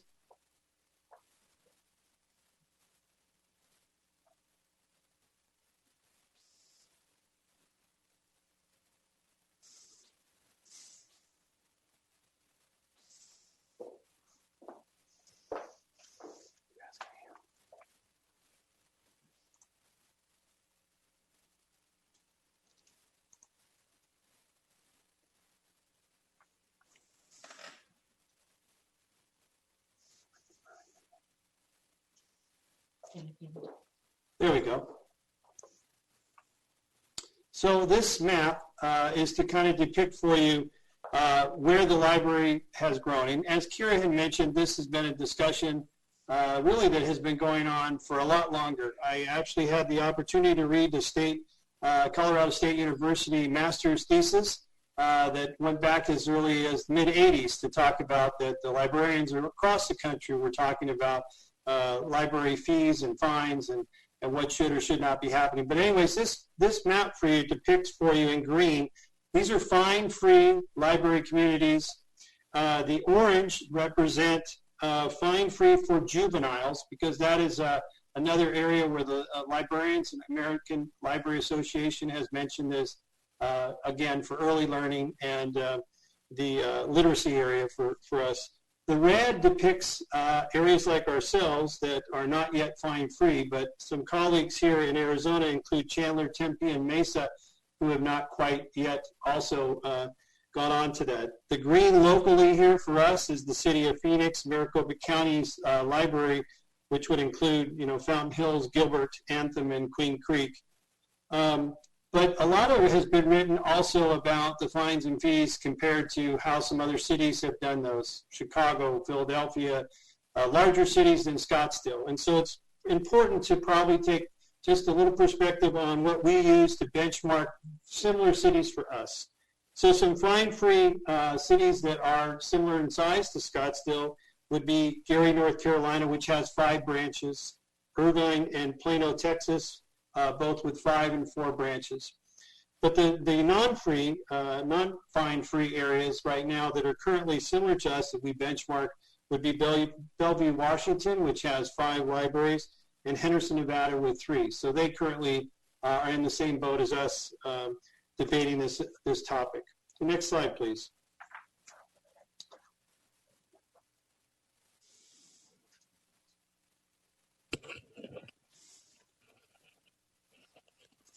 I hear you, Bill. It's technical difficulties on my end. That's okay, Kelly. We're not going anywhere. Thanks for the support. Okay. So this slide depicts the total fines and fees that are currently outstanding for us. And so if you go to the top line there, $504,000 or 51%, those are our fees that are outstanding right now from us. The fines represent, as they're in the lighter pink color, 440. And then we also have a collections agency, Unique, who helps us to return some of those books. So as you can see, these are fines and fees that are currently on our books right now today. Next slide, please. So this is to depict something for you just because we've had some new software that we developed in 2014. We had a software that was called Sierra that we utilized before, and they were unable to, in Sierra, to really break out the media types that we had. So the books, the DVDs, music, books, and audio that you see on the left.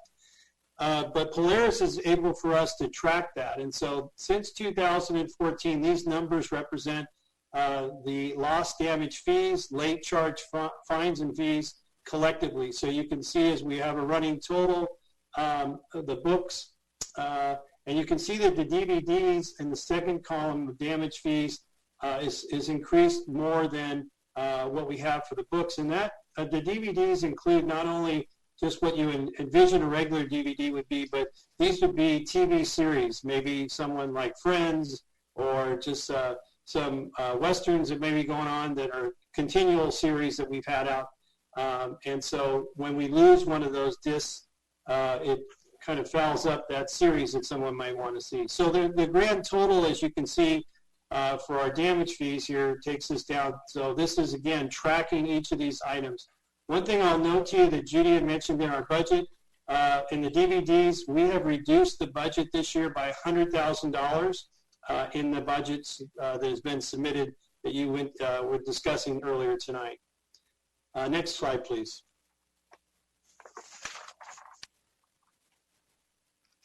And I should clarify for that last slide too, just so you know, the DVDs actually can be up to about 10 times gone through in a time period of rental versus a book that maybe only in a year, maybe get through 3 to 4 times. So there is a lot more handling that goes on with the DVDs.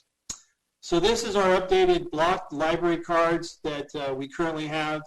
And this shows you that we have 7,600 that are blocked right now. Part of what we have started right now here on April the 1st was our amnesty program was to try to, and I'll have Kira talk about that at the end.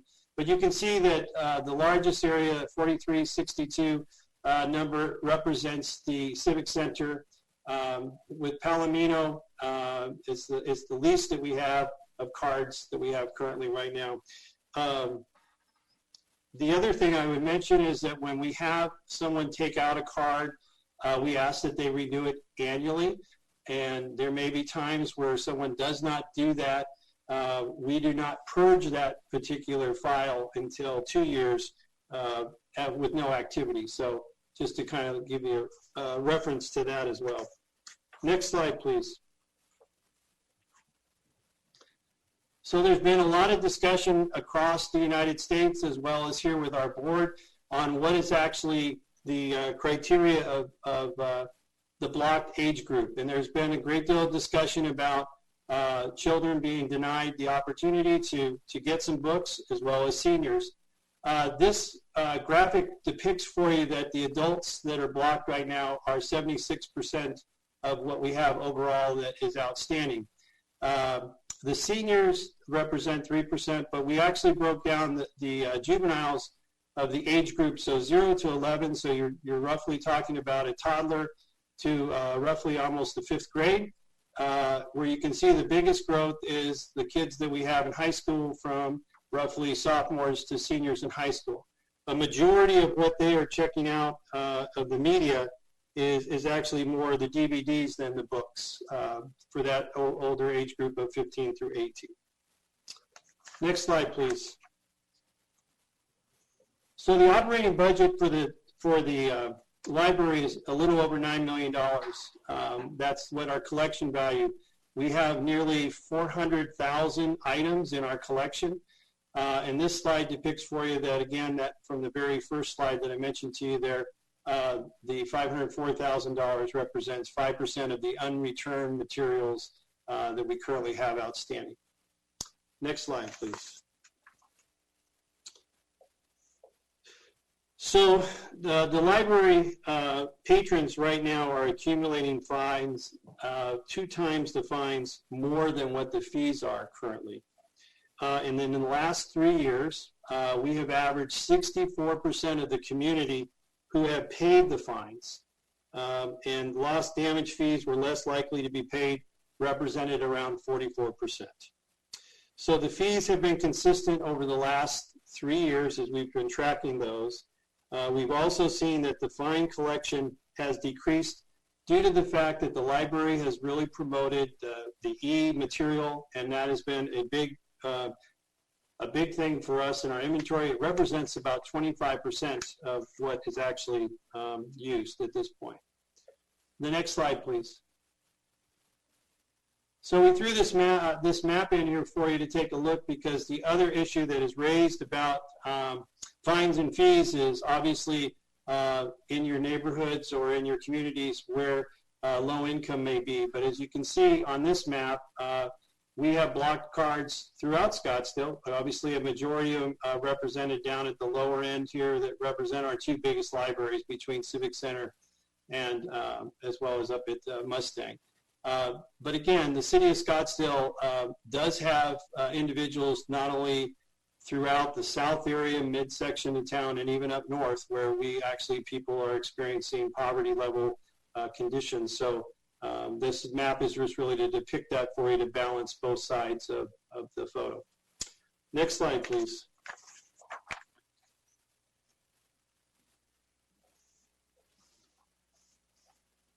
So the overall fine changes, as you can see, for 18-19 is $161,000. So the revenue collected has decreased from 8 to 14% if you take a look at the graph on the left over the last 3-year period. And again, as I mentioned, our e-materials represent about 25% of our current circulation. But as you can see, 64% of our fines are paid at this point in time. So I'm going to turn it over to Kira to talk about our program that we've started April the 1st, our amnesty program. It is an option for us to consider as well tonight with the council. Kira? Thank you, Mr. Murphy. All right. Ms. Peters. Thank you very much, Mayor. Kelly, can you go to the next slide? I'm hoping that I've got an amnesty picture there. Thank you. All right, let me get my notes in front of me. So yes, we are running an amnesty program despite the library buildings being closed. We are still providing the drive-through services, and the library drop boxes are still open. So we are moving forward with the amnesty program, and the goals of this program are to get the cards unblocked. We want to get people the access to use the library. We want to get our materials back, and as Bill was talking about, we really want to continue to collect data from our users. What's exactly happening here in Scottsdale? So right now we have already waived, I think about 58 cards have already been blocked, and that was just in our first week of this amnesty program. So that's really good news in showing that despite the library buildings being closed, that we are still getting materials back, and we are waiving fines for our community so that they can continue to use the library. So that is what is happening with the amnesty program. Oh, and so that's our amnesty. Just wanted to make sure that we mentioned that here this evening. And next slide. So as we wrap up this presentation, the options to consider for Mayor and Council is either to adopt a motion to direct staff to continue the library's amnesty program through May 31st of 2020 and report back to Council with Scottsdale community specific results relating to the impact of fine elimination and the fiscal impact on the library's operating budget. Or adopt resolution number 11745 to approve the Scottsdale Public Library becoming a late fine-free library as recommended by the Scottsdale Library Board and establishing an effective date of, I believe this is supposed to say July 1st, 2020, not June 1st. And thank you. That concludes the presentation on fine-free at the library. Thank you, Ms. Peters, and thank you, Mr. Murphy, as well, for the presentation. Now I ask the council members one by one if they have any questions. I'll start again with Vice Mayor Littlefield. No questions at this time, Mayor. Thank you. Okay. Councilwoman Suzanne Clapp. No questions. Councilmember Virginia Cordy. No questions, Mayor. Councilwoman Linda Milhaven. No questions, Mayor. Thank you. Councilman Guy Phillips.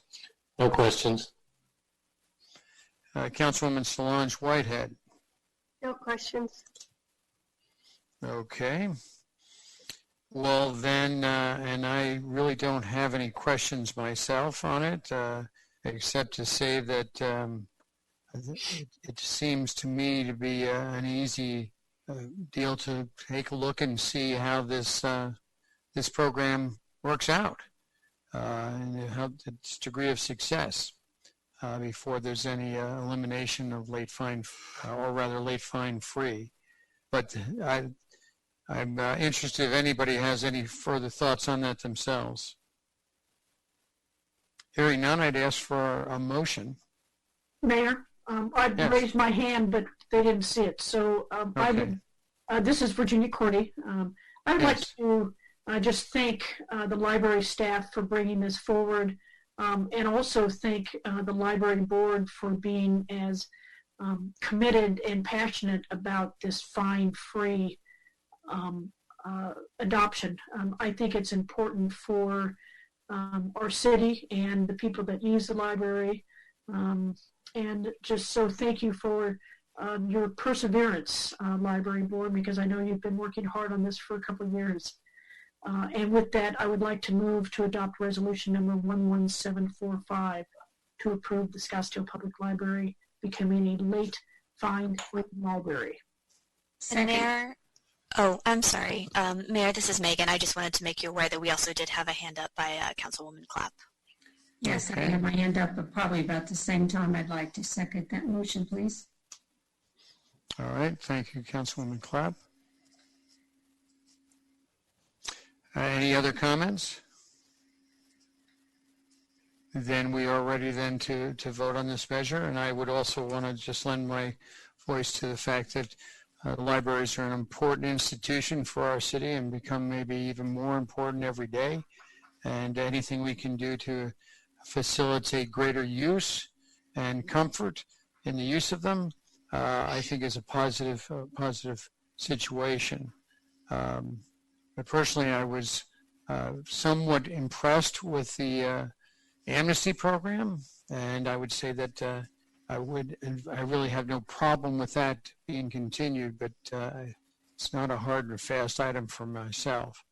So with that, we have a motion made and a second. A motion made by Virginia Cordy and seconded by Suzanne Clapp to adopt Resolution 11745. So I'll go ahead and I ask the City Clerk, Ms. Jagger, to announce each council member for their vote. Mayor Lane? Yes. Vice Mayor Littlefield? Yes. Council members Clapp? Yes. Cordy? Yes. Millhaven? Yes. Phillips? Yes. And Whitehead? Yes. Motion passes unanimously. Thank you, Ms. Jagger, and thank you to the rest of the council. That does complete that item. And thank you to staff for the presentations and explanations. The last agenda item for this evening is item 16. It's the Southbridge 2 rezoning request to repeal 22ZN 2018, 19AB 2018, and 4DA 2019. And it looks like we have Mr. Randy Grant, Planning and Development Service Director, to present. Mr. Grant, welcome. Members of the council, I know it's a late evening. I'll be brief. This is a series of actions that would repeal the ordinances that were previously approved in December of last year on the zoning and the abandonments, and would also initiate the authorization of the mayor to execute 2 contracts to terminate the development agreement and the purchase and sale agreement regarding properties that are associated with the project known as Southbridge 2. And I'll just go through a couple of background slides to give you some context. Next slide, please. I think we all know where the area is. It's about a little bit less than 10 acres on the south side of the canal and west of Scottsdale Road.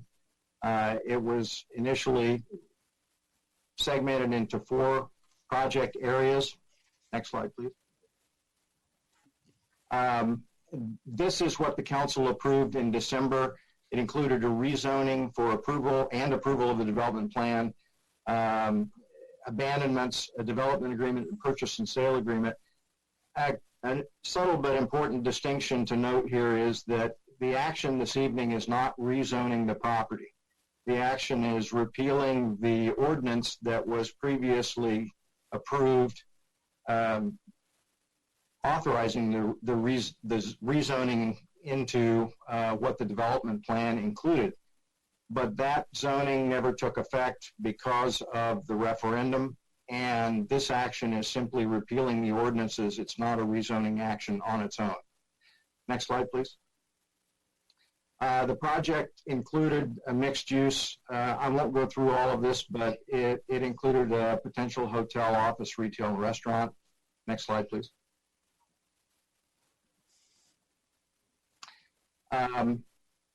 This would essentially keep the zoning that was in place prior to the council's action in place.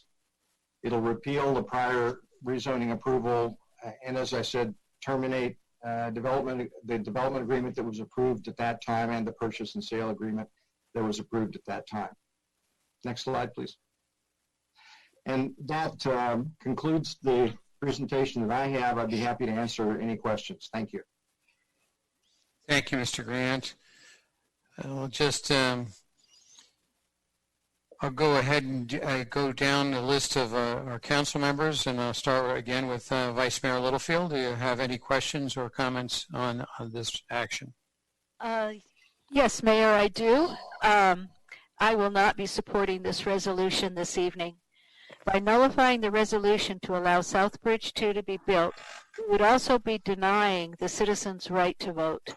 Their right to vote was earned legally and legitimately and with great effort by gathering the required signatures to put the issue on the ballot. They wanted this vote and they earned the right to have it. Over 17,500 citizens signed the petition from all over the city in only 28 days in order to have this right. It was unheard of and a Herculean type effort. Some of the signature gatherers even went through personal public humiliations, endured lies, innuendos, and character attacks in order to achieve the result. Some even had to appear in court to defend themselves for doing what was their political right. That too was unheard of before in Scottsdale, and to my mind at least, it strikes a new low in our political process. But the real point of this all is there are approximately 175,000 registered voters in Scottsdale. 10% of our voting population signed the petition. Although we can pretty much guess how those people would vote if allowed to vote, we now will never know how the other 90% of the voting population, or 157,500 voters in Scottsdale, would have voted. Their votes will now be denied. I'm sure this will pass tonight, but it has no favors, and it does no favors to the basic political rights of our citizens, those who stand over us, the council, and over the charter officers in the hierarchy of the city government. And it sets a terrible precedent. We are supposed to represent our citizens, not Mr. Unger, not the charter officers, not the developers, not even ourselves. We work for the citizens. By doing this tonight, we undermine the basic premise of our way of government going forward, a check and balance system that holds everyone accountable through a ballot vote. I will not vote to do that. Citizens earned the right to vote, and they should be allowed that vote. Also, I believe it is very well may be illegal to deny this vote under Arizona Constitution, which says if a referendum has at least 100% of the minimum number required by the Constitution, the initiative or referendum shall be placed on the ballot in a manner provided by law. Shall means mandatory, not we will put it on the ballot if it is convenient for us to do so. I saw nothing in the Constitution to say a city council could deny the citizen vote and remove it from the ballot. Looking into the future and why I believe this is a danger to our citizens, I see a very fearful possibility that citizens will no longer think they have the ability to force a vote by referendum or initiative, even after enduring all the work and the personal attacks to earn one. I believe this vote tonight very well could weaken our citizens' willpower to go through the steps necessary to achieve either an initiative or referendum, especially if they see a council can deny their voices and their votes at will by simply a vote on the dais. Again, I will not do that. For those of you listening tonight, if you signed the petition asking for a vote of the people regarding Southbridge 2, you have won a victory of sorts on this particular project, and I am glad you won it. You earned it, and you deserve it. But know that it now comes at a huge price. If council believes it would lose such a public vote in the future, they will be able to deny the citizens' right to a vote by simply pointing to this as a precedent and wiping the entire future mess under the table and pretend it never happened, like they are doing tonight. If this passes this evening, you no longer can be certain you will achieve a vote on an issue, even if you successfully run a referendum to get such a vote. None of the citizens that did not sign the petition have been heard, nor will they be heard now. They are silenced. Who knows? They might have voted yes to allow Southbridge 2, although obviously that is not the predominant opinion of this council. But we will never know. And finally, I wish to address one last point on this, money. This motion tonight is being justified by saying it would cost too much money to put this on the ballot for a citizen vote. We'll save much needed money for getting us back on our feet after this pandemic is over, by canceling your vote. And it is true, I do not deny it, a vote will cost taxpayer money to put it on the ballot. It will. Taxpayer money, money paid by you, the citizens, the taxpayers, to maintain and run the city for your benefit. That includes protecting your rights, and most specifically, your right to vote. If we undermine that right tonight, I believe this will reverberate throughout our community very loudly. The right to vote is something we often do not think about, or we sometimes just take it for granted. We should not. That right should never be preempted by council or anyone else. In fact, it is our duty to protect that right at all costs. That is our primary duty as a council. I was elected to do so. I swore an oath to do so, and to the best of my ability, I will do so. Citizens want this vote. They earned this vote, and I will vote for them to have their vote. Thank you. Thank you, Vice Mayor. Next would be Councilwoman Suzanne Clapp. Mayor, I have a question for the city attorney. Okay. If Sherry Scott is there. I am here. I'm hoping you can hear me this time. I can. Yes. I just want you to give an explanation to us and to the people listening about what is the legal right of the council in this case. Are we doing something illegally? No. My opinion is that the council does have the ability and the right to repeal the ordinance that has been referred. I understand Vice Mayor Littlefield's position and her reading of the Constitution, and she did read that correctly. But there's there's more than one law in place here. And in fact, we have reviewed this issue and analyzed it in detail. And one of the clearest authorities that I could cite is from an Arizona Attorney General opinion in 1982, where a very similar matter was being reviewed.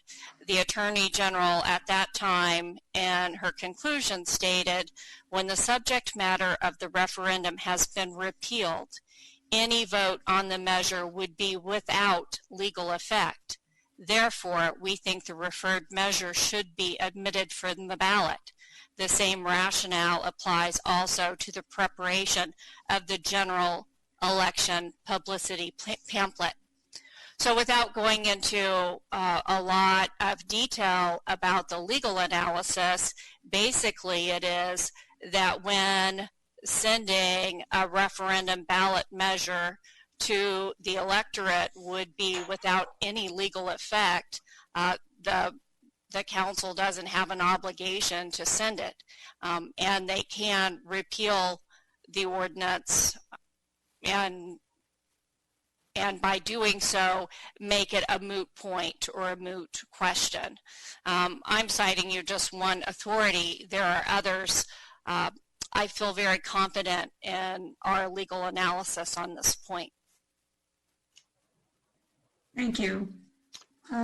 So I appreciate the legal opinion, because this has come up time and time again from people about the fact this has to go to the ballot. But if the developer has come to us and told us that he cannot move forward on this project, he has not even been able to purchase some of the properties that were involved in this project, as well as he's willing to give up his ability to purchase vacant land that was part of this project and separate from the language that was going to be on the ballot. I believe this is an actual win for the people who oppose this project. I know they wanted to go to the ballot, but there is, as the city attorney just said, it's a moot point. There is no ability for the developer to do anything with this project. So the best course of action is for us to repeal the ordinance and the associated resolutions and take back the Rose Garden property. And have him go back to the previous zoning that he had on his property, give up all his property rights, and we can move forward because there is nothing to be decided at the ballot. So that's basically all I have to say on it at this point. I'll let everybody else talk. Thank you, Councilwoman Clapp. Councilmember Cordy? I have no questions. Thank you, Mayor. Thank you. Councilwoman Millhaven? Thank you, Mayor. I think that this is a very, very sad day for Scottsdale. This developer has done an amazing job, done more public outreach than any project that I know of in my history, made more, no developer ever made more accommodations, provided more benefits to the community than this developer, and I think it is a shame that a project of this quality is not going to happen in our community. In fact, if anyone has been victim to lies, innuendo, and falsehoods, I believe it was the developer here. And so this makes me very, very sad. Interesting to me, the PAC that collected the signatures was called Committee for Preservation of Old Town.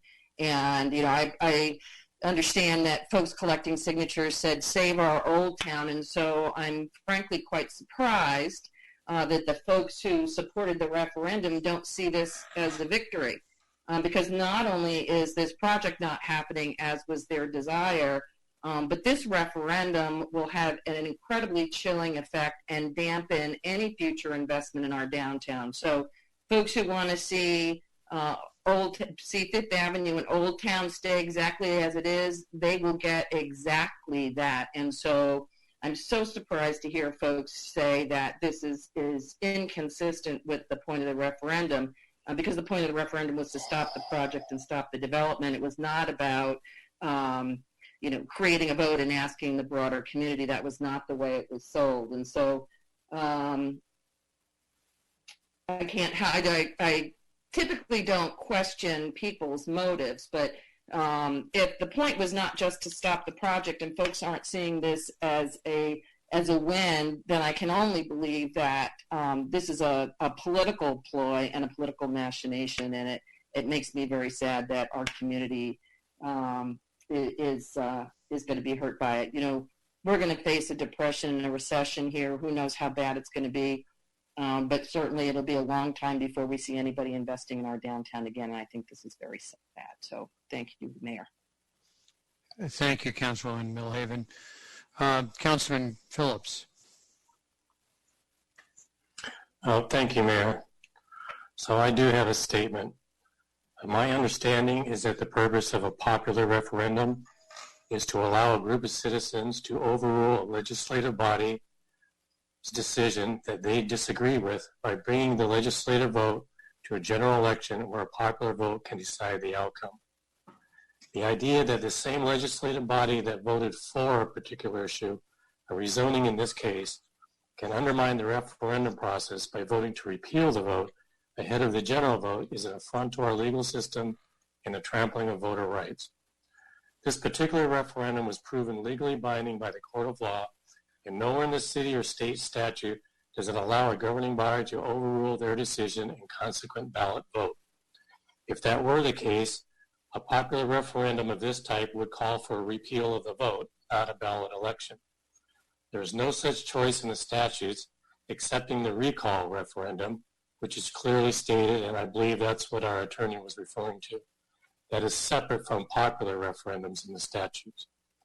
I fully understand the mechanical and cost-prohibitive reasoning behind trying to remove this referendum from the ballot, but by doing so, we'll be in direct violation of AZ statutes, and what I consider even worse is the ethical ramifications of trampling voter rights in this matter.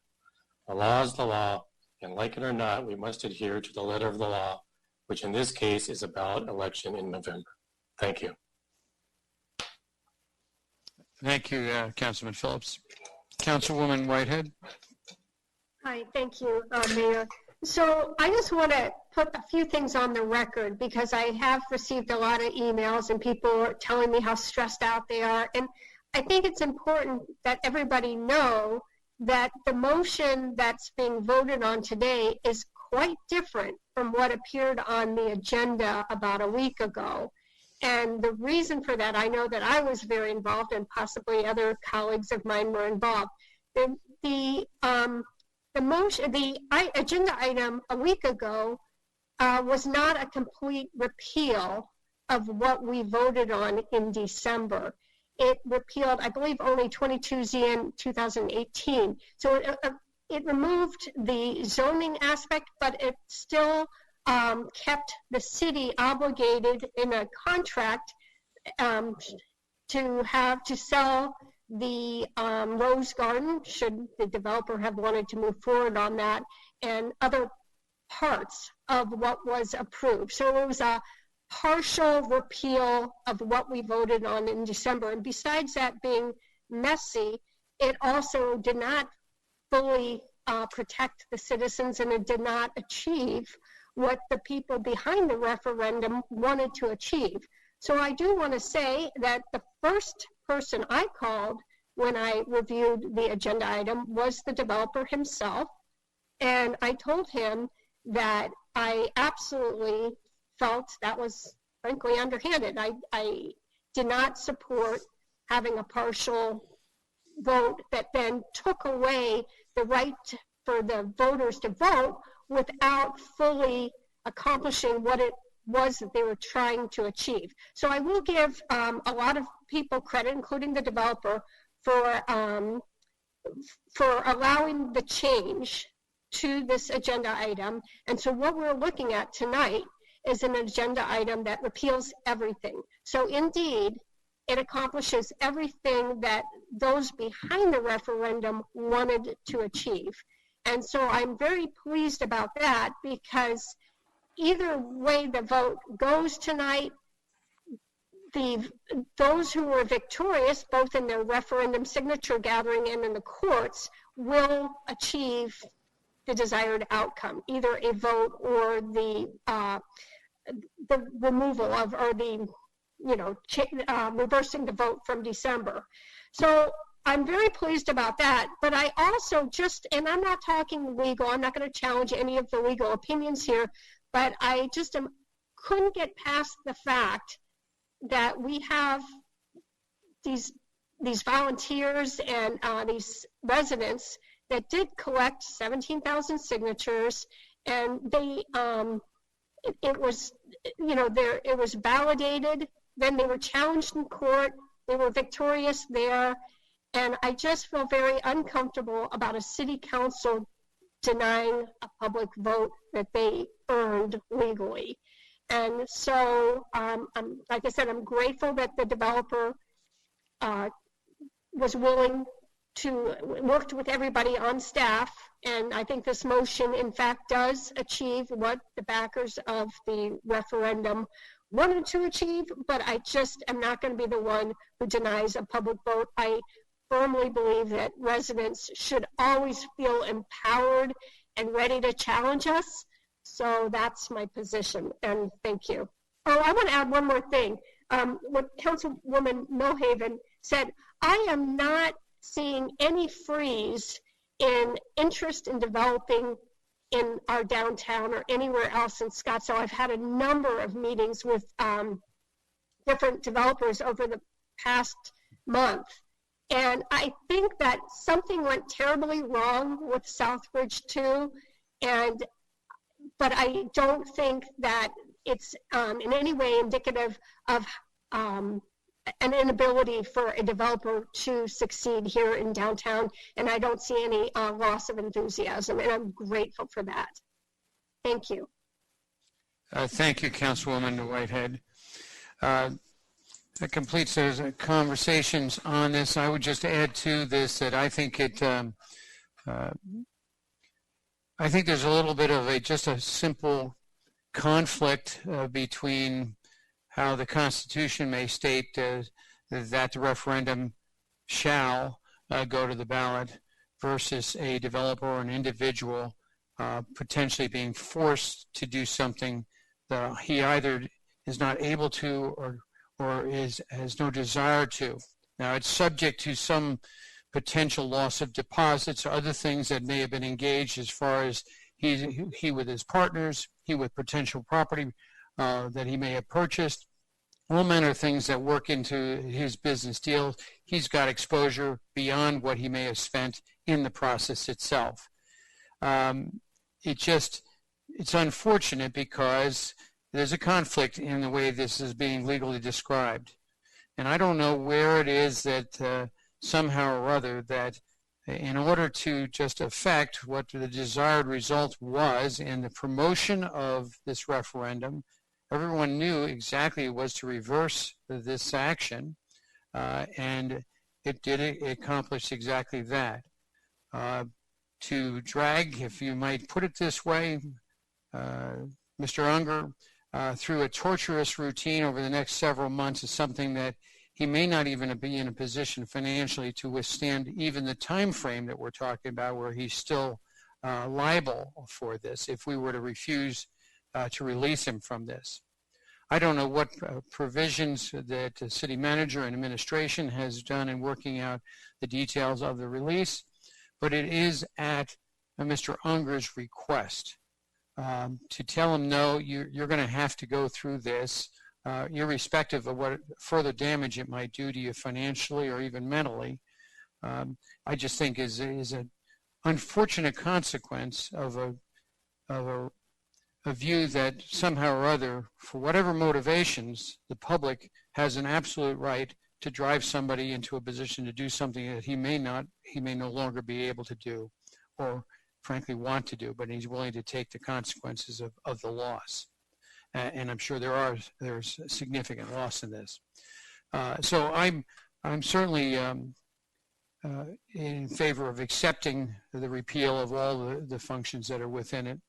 And with that, unless there are any flags or hands up.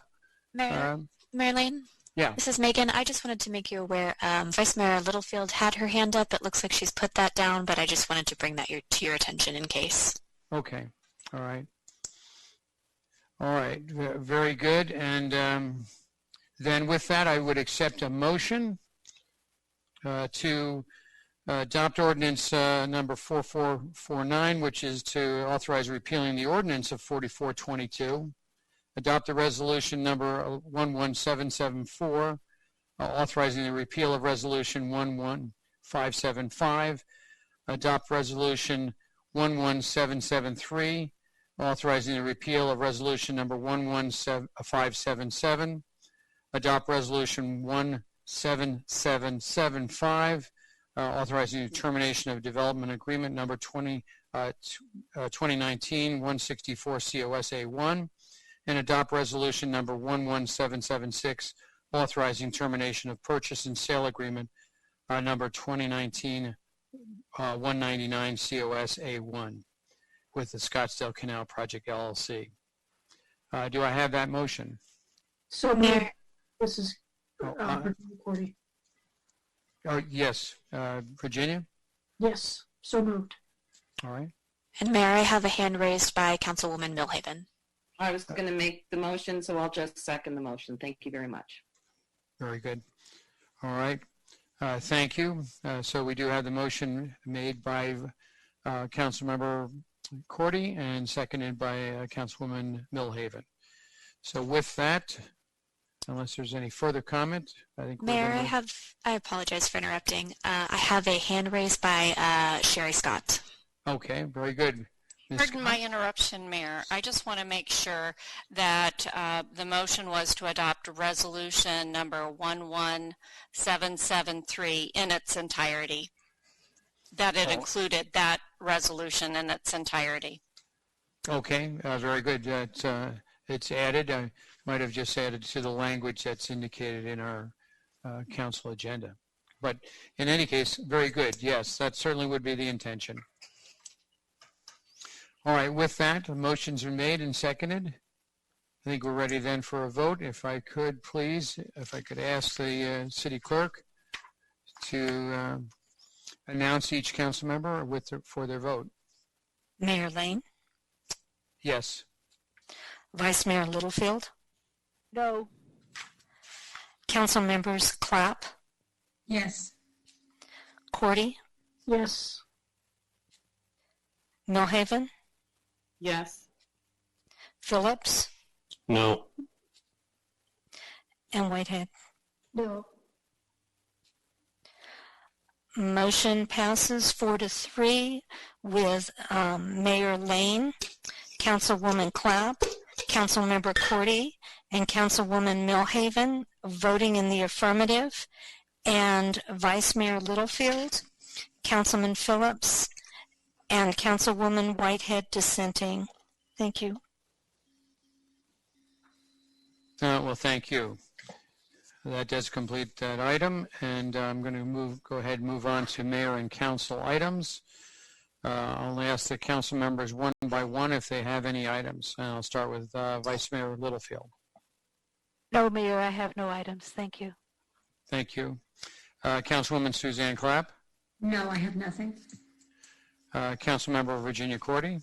Yes, Mayor, I do have something, and this is really a proposed program to support our employees. Our employees are our most important asset of this city. We're a service organization, and it's our employees on the front line that are really taking some big risks right now with the COVID-19 crisis going on.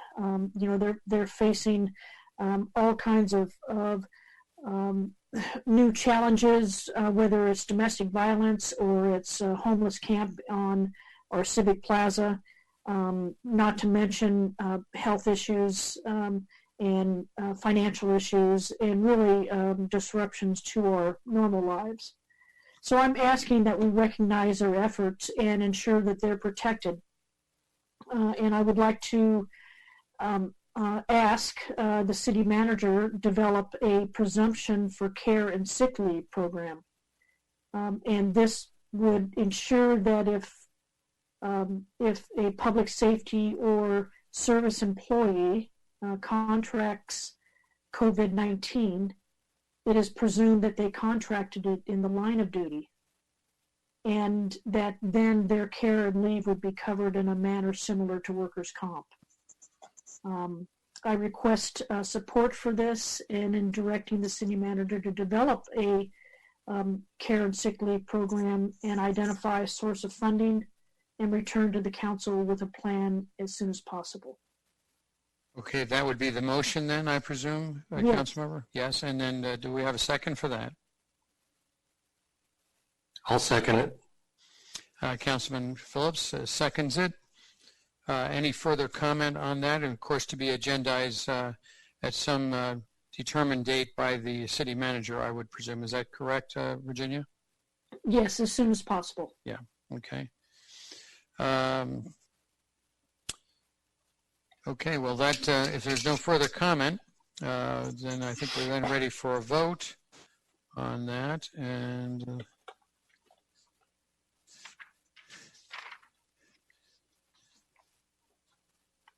so I would ask the city clerk, Carolyn Jagger, to poll the or announce the council members for their vote. Mayor Lane, Yes. Vice Mayor Littlefield, Yes. Council members Clapp, Yes. Cordy, Yes. Millhaven, Yes. Phillips, Yes. and Whitehead. Yes. Motion passes unanimously. Thank you. Very good. Mr. Thompson, you understand, of course, the directions that have been placed in that motion? Yes, sir, Mr. Mayor. Very good. All right.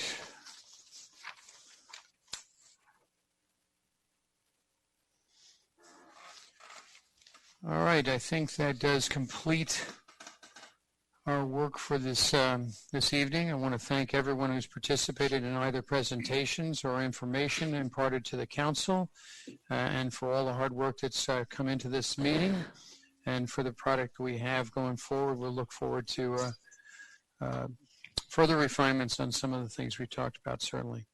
And with that, I'll accept the motion to adjourn. So move. Adjourn. Motion and seconded, and we are adjourned. Thank you very much.